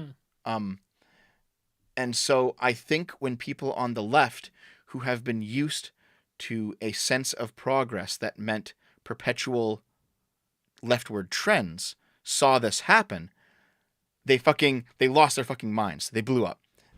Everything went out the window. Their assumption that things were just gradually going to go their way, given enough time, we just have to be patient and not do anything, was completely debunked, and they went on the fucking warpath, and they've been on the warpath ever since. And so I think that's what's going on. I like your theory. Yeah. I don't really have much to say, to be honest. I'm not much of a I am not a political commentator, so That was my I rant. definitely have opinions. That was Silver. I'm not gonna talk about Shu just because they're like I used to be your friend and we're not anymore, and I don't want to dredge up anything. So Man, we're just that's gonna a leave that. bummer. Well, shit happens, Yeah, it just always sucks losing friends. I'm used to it Especially at if this it's point. like, especially if it's like political shit. Yeah. But I'll just say it wasn't me, so there's that. At least not Yeah. politically. At least not politically. Pikes Peak Audio for $5. Basically, politics has overtaken the spheres once taken by religion and culture from a lot of people, and that politics is viewed through a moral lens. Yeah, basically. Like, you could say 10 years ago, listen, I have like a religious opinion. I'm just gonna keep it to myself. I'll have my private life, and people accepted that. They don't accept that now. It's just kind of ridiculous. I Yeah. saw Murgoot's talking about Ethan Ralph's adventures in Portugal. I saw that last night. Worski tricked Ralph into going to Portugal alone. Ralph picked a fight with 4 guys, and now he's in the hospital. So stupid. Oh God, Worski. Andy Worski? Andy Worski. Man, I remember when like he did funny little sketches with I think it was his brother or someone else with the Worski name, I think. Yeah, that was Chris Warski. It wasn't his brother; it was his friend. But he called him Oh, his okay. brother, but he was an Asian guy. And Okay, I remember they did some funny little sketches back in the day, but then Andy at least started doing some like web show and like I don't know, yep. it just seemed very unpleasant to watch. What happened with And Warski? I don't know what happened. He seemed kind of crazy. Yeah. So, well, first of all, he was a cokehead. I think he's not anymore, but he was a Okay. cokehead for a while. Okay, Um, that makes sense cuz like he seemed when I say it was unpleasant to watch, I mean like the vibe of it was this man isn't healthy. yeah. So what happened with Warski? Um, was that his channel went viral because he hosted a debate between Sargon and Richard Spencer, and he became known for doing these debate streams where they're willing to talk about anything. We're not gonna censor you. We're gonna have real debates. Yeah. And he made a shit. He made like $10,000 that night. And so Wow. he was riding high. He wanted Sargon back on for more debates. Sargon couldn't do it right away, so Warski just scheduled him, hoping that he would show. Like he has to show, right? And he didn't. And then that ended up like slowly destroying his channel. He got more desperate. He started doing weird shit on the air to try and get more views. He started scheduling much less interesting debates with much crazier people who not crazy in the entertaining way, just like too far out there for anybody to really take seriously. Um, Yeah. Also, Destiny was a part of that because Destiny is like a big debate bro, and he Yeah. eventually pieced out of that environment too. And when he did, suddenly all of the very right leaning people in that sphere they just started ripping each other apart because they had nobody else to debate with, and so they all destroyed each other's channels. All those blood sports channels are just fucking gone. Or okay, because I know there was like one called the Kumite. Yes, I don't who did that one. I don't that was remember. Tonkasaw. I remember was Tonkasaw the one who didn't show up to a fight or something? Yep, That that was was the him. guy who made a bunch of excuses when he didn't show up to the fight against Andy Warski, right? Yes, there was like a boxing match. Yeah, he didn't show. Yeah, that was hilarious. And what's happening now is the same things happening to BreadTube because there was a 1-2 punch of Trump no longer being politically relevant, and Destiny no longer debating anybody in BreadTube. Now a bunch of BreadTubers are like a lot of the debate bro sections of BreadTube. They're all like destroying each other now too, and a lot of the internet blood sports audience just shifted over to BreadTube. They're like, oh man, Vosh, you de-radicalized me. I'm no longer that terrible person I was watching those far righters. And meanwhile, Vosh is just as fucking bad. He's just a leftist. Like all of Yeah, his like behaviors are the same. All of his habits. Yeah. everything I've ever seen from him terrifies me that so many people act like this guy's some turbo authority on everything. Like they just think that everything he says is gospel and it blows my mind. I mean, he's kind of on the decline now because he doesn't really like he got big because he was one of those I'll debate anyone too, but I'm on the left. I'm not like I they called it the dirtbag left, where they're just as willing to like go down into the mud and not take the high road. But he got that reputation, and now that he's big, he's like I won't debate anybody anymore. And a lot of people on the left are like, we won't debate anyone anymore. We can't debate. Yep. We can't irresponsibly platform. And it's like, you guys are just fucking losers. That's all it is. He every time I ever see that guy, he just seems like the meanest motherfucker. Like Yeah. to his own audience. Yeah. Now I get not sucking up to your own audience because your audience, they can everybody is able to be wrong about things and they can have a misconception about you, or you could say something phenomenally stupid and they're trying to keep you in check. Like there's a million reasons why you might not agree with your audience and why you shouldn't just suck up to them on everything. But people will ask what really do come across to me as genuine questions to him, and he will always respond so rudely or with the worst possible interpretation of what they said. It just, why would you do that to your own audience? Can you not give them any benefit of the doubt? Because he adopted those people who were on the right, but their attitudes and behavior didn't change. They just changed their politics. That is what his audience expects of him. So if he's roasting a single person in his audience, like, look at this guy, he's an idiot, the entire chat feels better about themselves because they're not on the chopping block. However, it's not just pandering to his audience. I think he actually is like that. I think he actually is that person. Uh, I mean, hold on. um, Have you seen that viral video called "Vosh is unironically evil"? yes, I have seen that video. It was quite good. Yeah, I'm friends with the guy who made it. Yeah, yeah. I think I found it because of your tweets. Oh, okay. Yeah. Sorry. Well, Someone in the chat said, "Is that your gut feeling, Brad?" I guess in reference to how I said before, like, "Hey, don't say like JJ is a scandal waiting to happen just because you have a gut feeling." No, my opinion of Vosh is educated based on all of the content I have seen him produce, not someone looking at a picture of JJ McCullough and saying, "Oh, he looks like there's gonna be a scandal. Nice try." when we get in the SFO Sargon boxing match, I guess when I go to the UK next, I'm it's once everything's settled down, I do actually intend to go to the UK, take a little vacation, probably visit Sargon, hop on his show. We've talked about it. It'll happen eventually, yeah. It was renamed Is Vosh Unironically Evil, apparently. I mean, the answer is yes.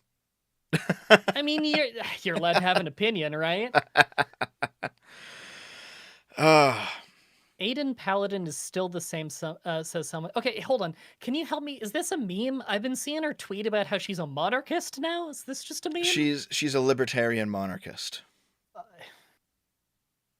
I'm not sure what to make of that. To be honest, I don't think I know enough about libertarian monarchy, which I was frankly not aware was a thing before you just said that.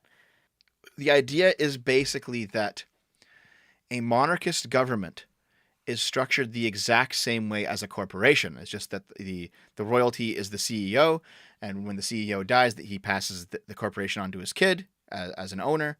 The Well, it middle doesn't manager. have to be to your kid, right? No, Whereas but like in a monarchy, it has to be your kid because it's ordained by God. that's true. That's true. But like Yeah. generally people like pass on property to their kids. So the country itself is property that is passed on through a family, a family of owners. The noble class is like middle management, and that they kind of know things in their departments, and then the serfs are the actual people of the country. And so she basically well, I don't want to talk for her, but the basic idea of libertarian monarchism is that government should be considered just another corporation, and we should interact with it as such. I see the explanation there sounds kind of reasonable. But it's one of those things where I kind of get the feeling there's a lot going on there that I wouldn't want to just immediately agree with without a lot of studying. Yes, there Yeah, because is. it really, because like at the end of the day, like me personally, I'm really, really, really pro democracy and voting and having proper representation, like in a legal sense and in like a government sense, and that the concerns of people are actually being heard by the people who realistically could fix things, whether that be your mayor or your governor or whatever. Like, and so as soon as you bring in the word monarchy, I start getting real worried that it's like, okay, hold on, but you're not like taking away anyone's vote, are you? Because I don't want any of that. Like Well, none of that. I don't want any of that. Anything that makes it less democratic, I'm not for. there's there's like a broader movement called libertarian autocracy, Okay. where an autocrat is, it's not necessarily authoritarian. It's just that it's power invested in one person. So, for example, you are the autocrat of your house because you own it, right?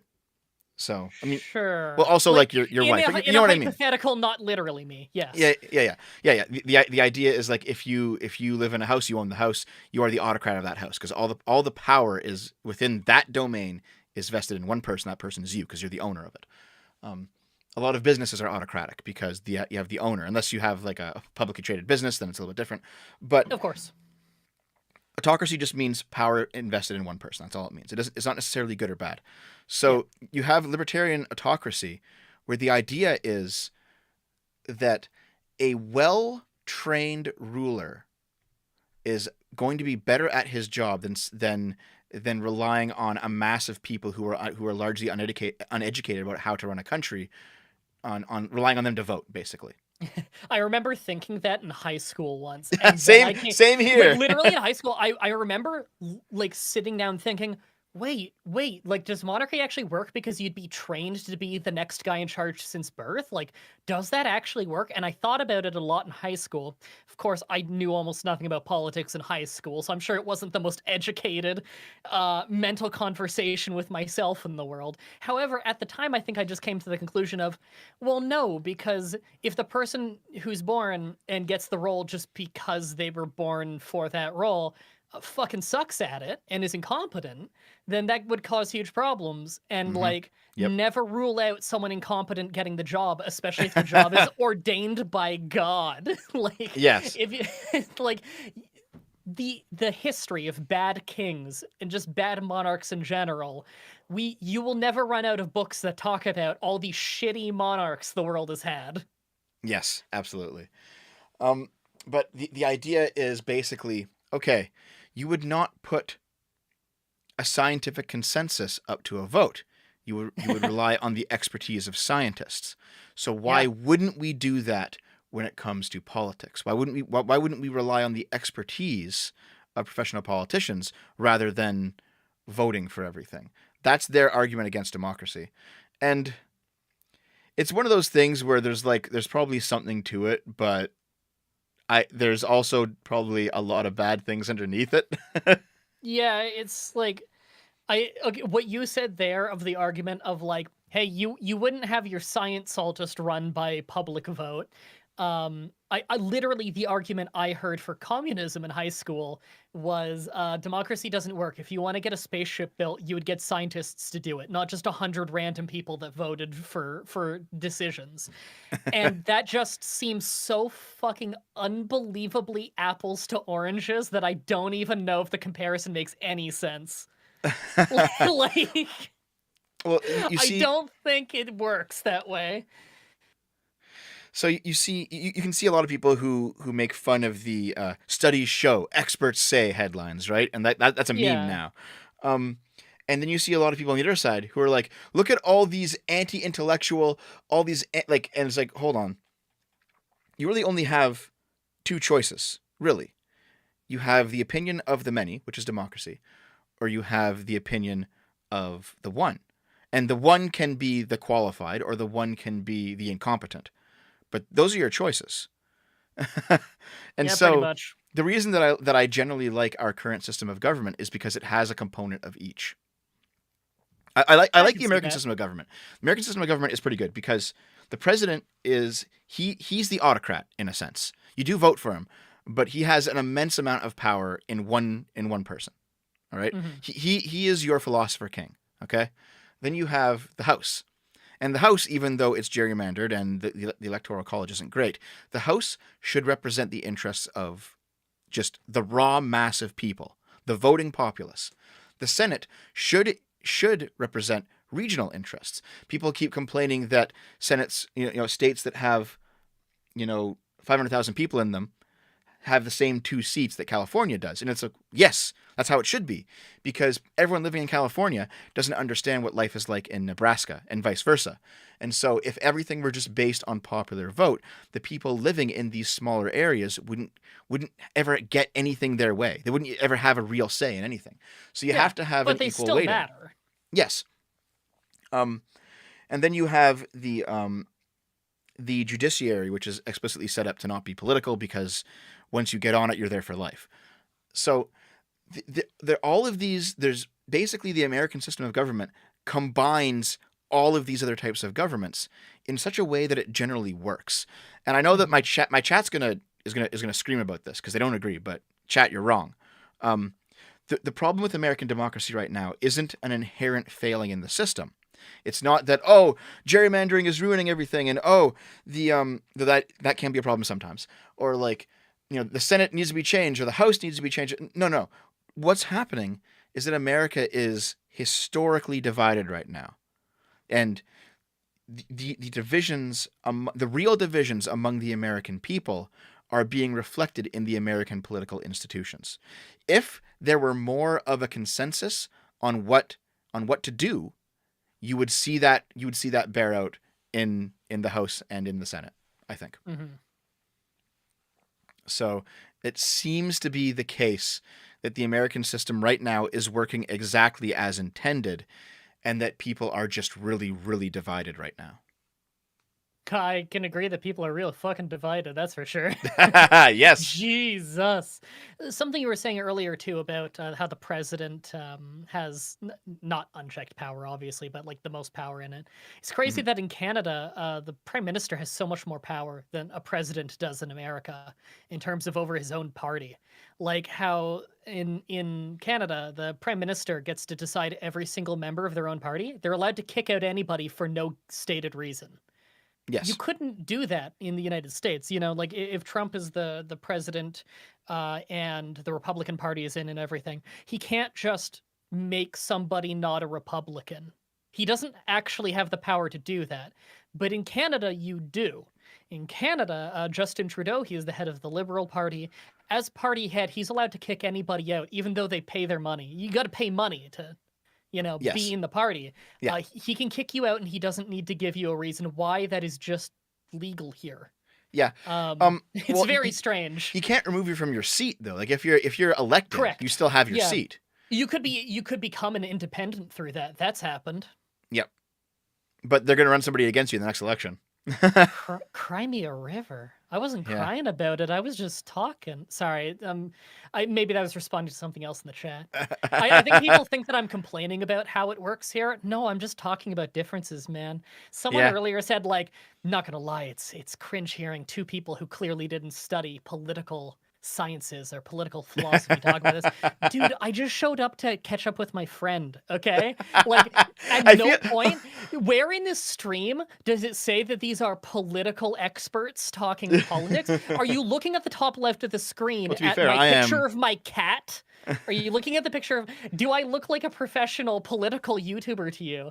Listen, No. listen. You're I'm hearing a an Canadian expert. just talk. Exactly. There you go. Everyone get mad at him. I'm here just to talk to my friend. I feel like you had this conversation with my chat like once a stream. I think you've done it all 3 streams now. It's fine, but I'm just noticing I it. think so. Well- I guess it's because people don't know me, and so People get rowdy, yeah. probably maybe they just assume I'm a political guy or something. I don't know. No, maybe. I'm The a thing is- regular gaming dude who just isn't afraid to show up on a political channel. Like There's a lot of people would probably love to, except for they're afraid of being canceled. There's a I've noticed something about being a YouTuber because I recall so many times, like Total Biscuit was the ultimate example. Okay, you got somebody who complains about Total Biscuit. Why are you doing this stupid thing? Like this is kind of dumb. And then he says, "You've already been replaced. I don't need your view." And it's like Jesus Christ, like holy shit. Oof. I can't ever think of saying to my own fans, listen, I'm doing it this way. Your complaints don't matter. If you don't like it, leave. Just like how what's her name on G4 did, Frosk. Like that just it seems ridiculous. And then I think for a minute and I'm like, hold on.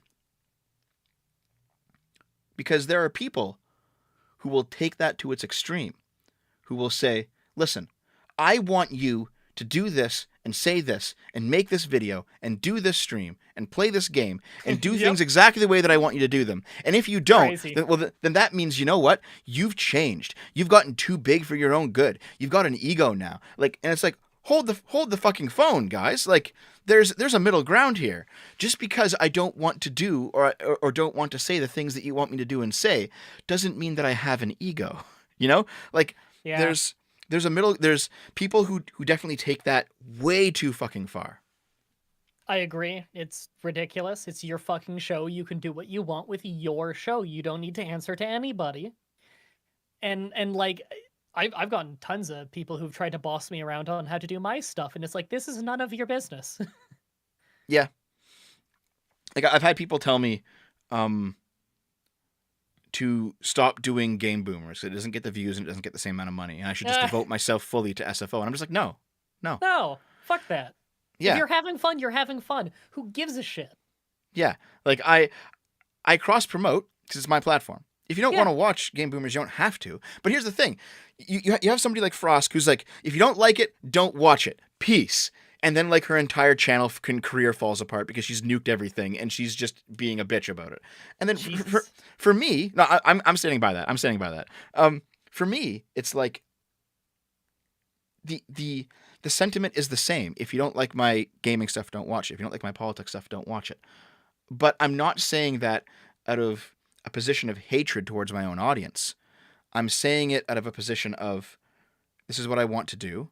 This is the Yeah, content I'm making, and I'm not going to make something different for you. You know what I mean? yeah. I think that's fair. I mean, there's like a million channels out there. Like, how many hours of content get uploaded every single day? You can watch someone else. It's okay. Hmm. Like, And you know what? If it turns out that for some reason a switch flips and nobody likes any of my content and I get 0 viewers on everything, on the gaming channel, on this channel, on everything, and everyone's just gone, I would still do it because I still like it. I have to get a job, but I'd still yeah, do it. yeah. Like with me, my Let's Play stuff. After I blew up on Pokemon challenges, there was a while where I was like staying up late every single night, working crazy. Like for the whole first year of doing the Pokemon challenges, I didn't take a day off. It's just is what it took. Hmm. And I kept doing the daily videos and the daily Let's Play stuff. Now, in the algorithm, as far as it was concerned, I would be uploading 8 videos in a row that tanked compared to the Pokemon Challenge on the Saturday that will always get, like, at the time, hundreds of thousands of views. So that was hurting me in the algorithm, and I definitely would have made way more money and have a bigger channel if I hadn't been doing that. But I still just kept doing the Let's Plays in the streams even though I would tell people like, hey, it's not to make my channel bigger. Like people are saying I'm spamming out videos to try and get more views. No, that's not how that works. It was definitely hurting my channel. I just don't give a shit. It was fun to do, so I did it. Yep, that's how I feel about pretty That's much everything how that I you do. should treat it. I think it's because we're olds and we still look at the internet like it's the old internet. I can vouch, for Yes. instance, you said earlier, if you like the old internet, go to Game Boomers. Yeah, I've watched Game Boomers. It does feel like how the internet used to feel, where people didn't take shit so seriously, and that's why it's fun. And I do think the internet was better back then. I I just do. agree. I just think it was better back then. Fuck, it's awful now. Here, Yeah. I've gotta call it in a few minutes. Okay. Let's quickly go over the supers Sure. because we got a few more. Let me just jump here. Just click on the thing, pull it up. Nope, wrong one. Hold on. Okay. $2 from Magor. Does Sitch count as a VTuber? It's kind of funny.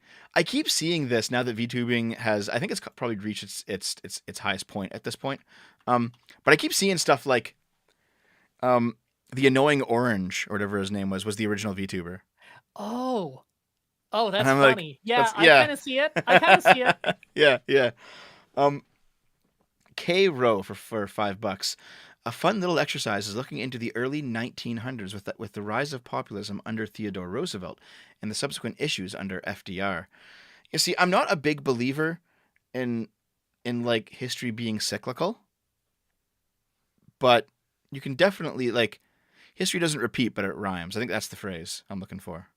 History doesn't repeat, but it rhymes, and you can I've learn heard some that. things from history, but not everything. Yeah. Pikes Peak Audio for $5. How dare you shoot the breeze with each other? Clearly, you're not serious enough for the chat. Jamegi for $5. Anyone who'd be a good monarch would be those who'd understand how truly great the responsibility would be. It's certainly not for the faint of heart. Yeah, I'm not sure you could like just determine based on lineage. There's more to it than being a good leader.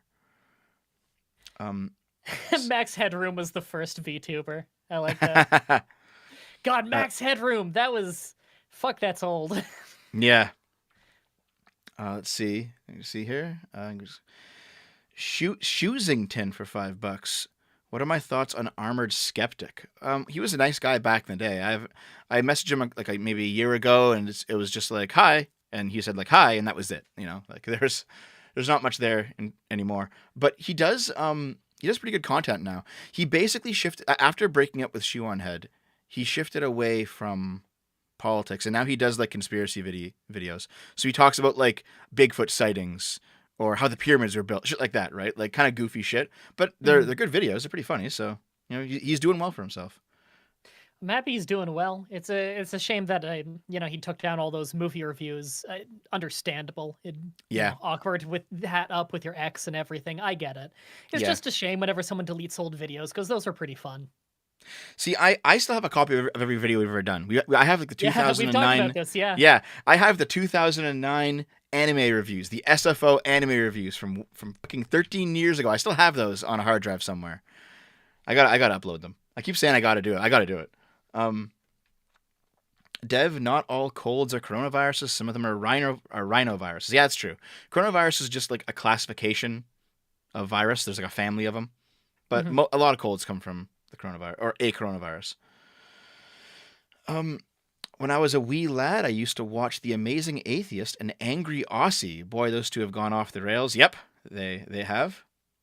Um, SJ for I remember when Amazing Atheist was on that guy with the glasses.com running a oh show called Trailer Failure. I remember that, the pilot episode.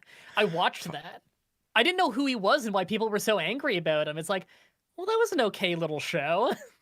uh, I think he changed his name on that guy with the glasses. He changes. He, He he wasn't did. called The Amazing Atheist. He was called something else.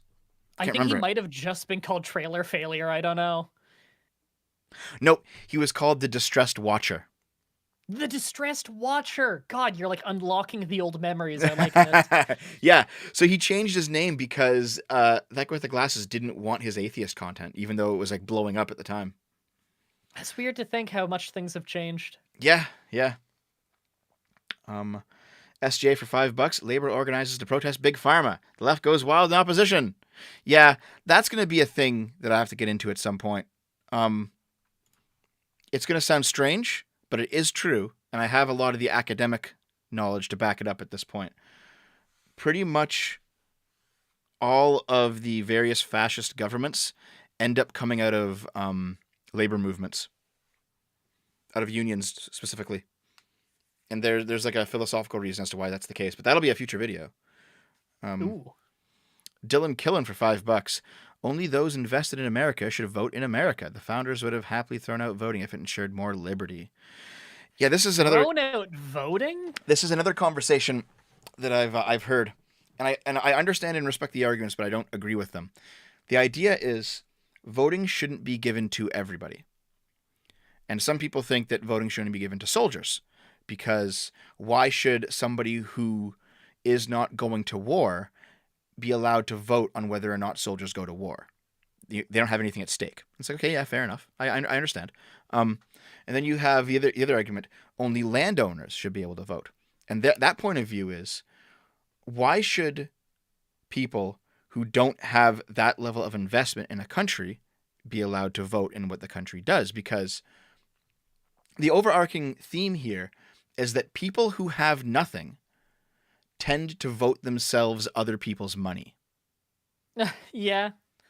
And that is probably the strongest criticism of universal suffrage, is that if you have a population that is poor enough, it basically turns democracy into an authoritarian form.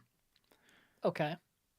And so the solution to that, by the way, is to ensure that a country's economy is prosperous enough that everyone has a chance to get ahead on their own merit and not just be perpetually poor. Yeah, of course. That's how you fix that. The way you fix that is not take away all of their vote.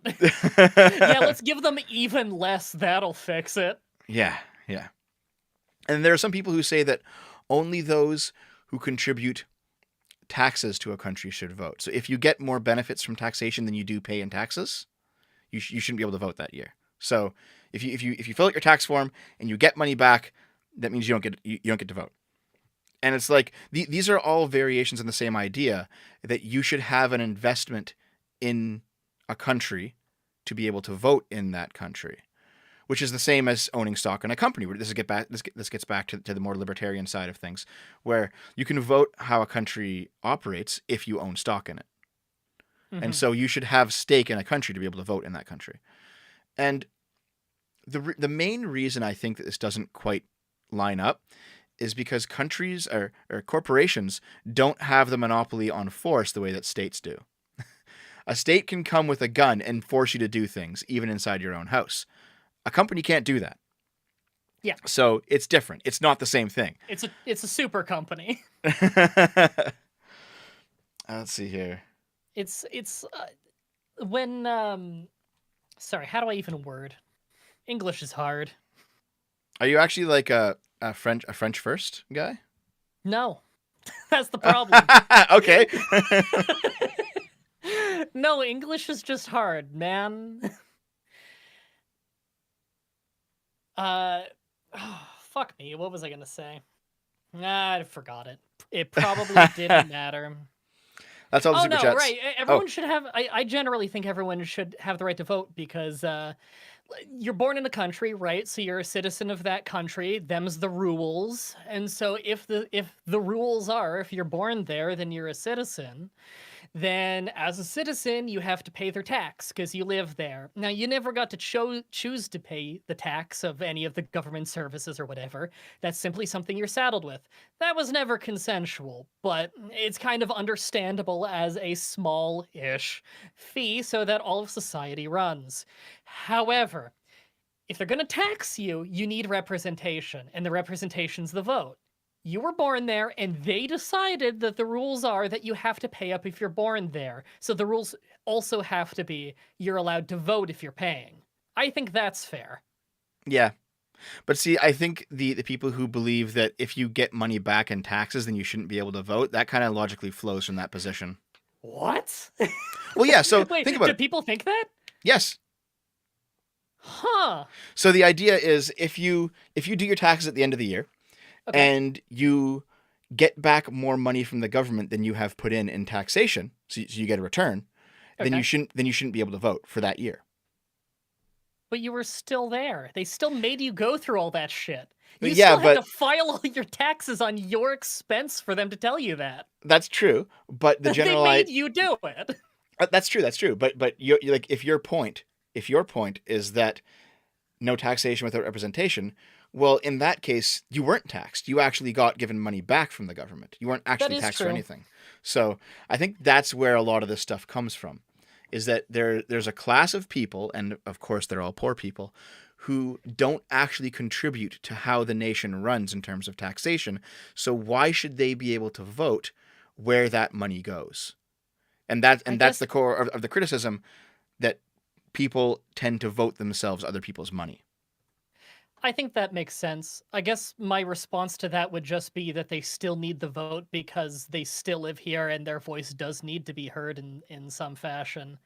Like it's not like their life doesn't matter just because they don't have the money to pay up, you know? Yes, It's I not agree with that. necessarily Yeah. it's especially not their it's not even necessarily their fault that they don't have enough money to pay the tax. Like you know, public information, I was below the poverty line for the vast majority of my life. And uh, so there was plenty of years where when we filed taxes, I did get some back. Yeah, same, Not same. not now. Now, oh my god, now it's like the worst thing ever, and tax is a nightmare. And they can, you know that in Canada, if you have a business, they can just demand the whole year's prediction of what your tax will be up front, and they just say that they'll give you some money back after if the numbers weren't right by the end. They're just allowed to do that during a pandemic. I know because they just did that to me. They're like, they're like, we think your taxes on the corporation will be this in 2022, even though like the corporation would have made way less money than the year they predicted it based on. But we still had to pay them. They sent us the notice and everything, and we called the CRA and we asked them about it. And yep, the consolation prize is they'll give us some money back if at the end of the year it wasn't enough. Could have really used that money right now in the pandemic. But you know why they do that? They take the money ahead of time because then they get the interest, not you. Yep, yep. That's part of it. That is theft. That's Yes. theft. That's totally like I don't even agree with taxation as theft. I usually say taxation is extortion. But that is totally theft. I can't believe it. Have you set it up so that you basically just draw a salary from your company then? I was going to, but our accountant is unbelievably useless. So we decided we'll set that up after we go to a new one. Right now, it's just like taken through dividends in the company. That's how the money comes in. Right. We Yeah. want to like do the math and figure out like, okay, how much a month should we actually take out of the company as my salary? But the accountant didn't decide to do any of that fucking math, so we have to find one who knows what YouTube is. I Yeah. had an accountant who tried to work with me recently where we were looking for a new one, and they genuinely, honest to God, tried to say that I need to charge all of my Twitch subscribers HST to cover my HST in the company. And I, not an accountant, and my wife, not an accountant, had to explain to the accountants that we do not qualify for HST because we are not in sales, to which they told us we qualify for HST. So we called the CRA, and when we told them that the accountant said that we should charge all of our Twitch subs HST, she started laughing because she knew how stupid that was. She just started laughing. She's like, "No, you don't qualify for this Yeah. HST." Because Twitch subs are donations. Not in the religious sense. They're Yeah, like they're they're tips. yeah, they're Tips tips. or Yes. donations depending on the country, and tips and donations get treated differently depending.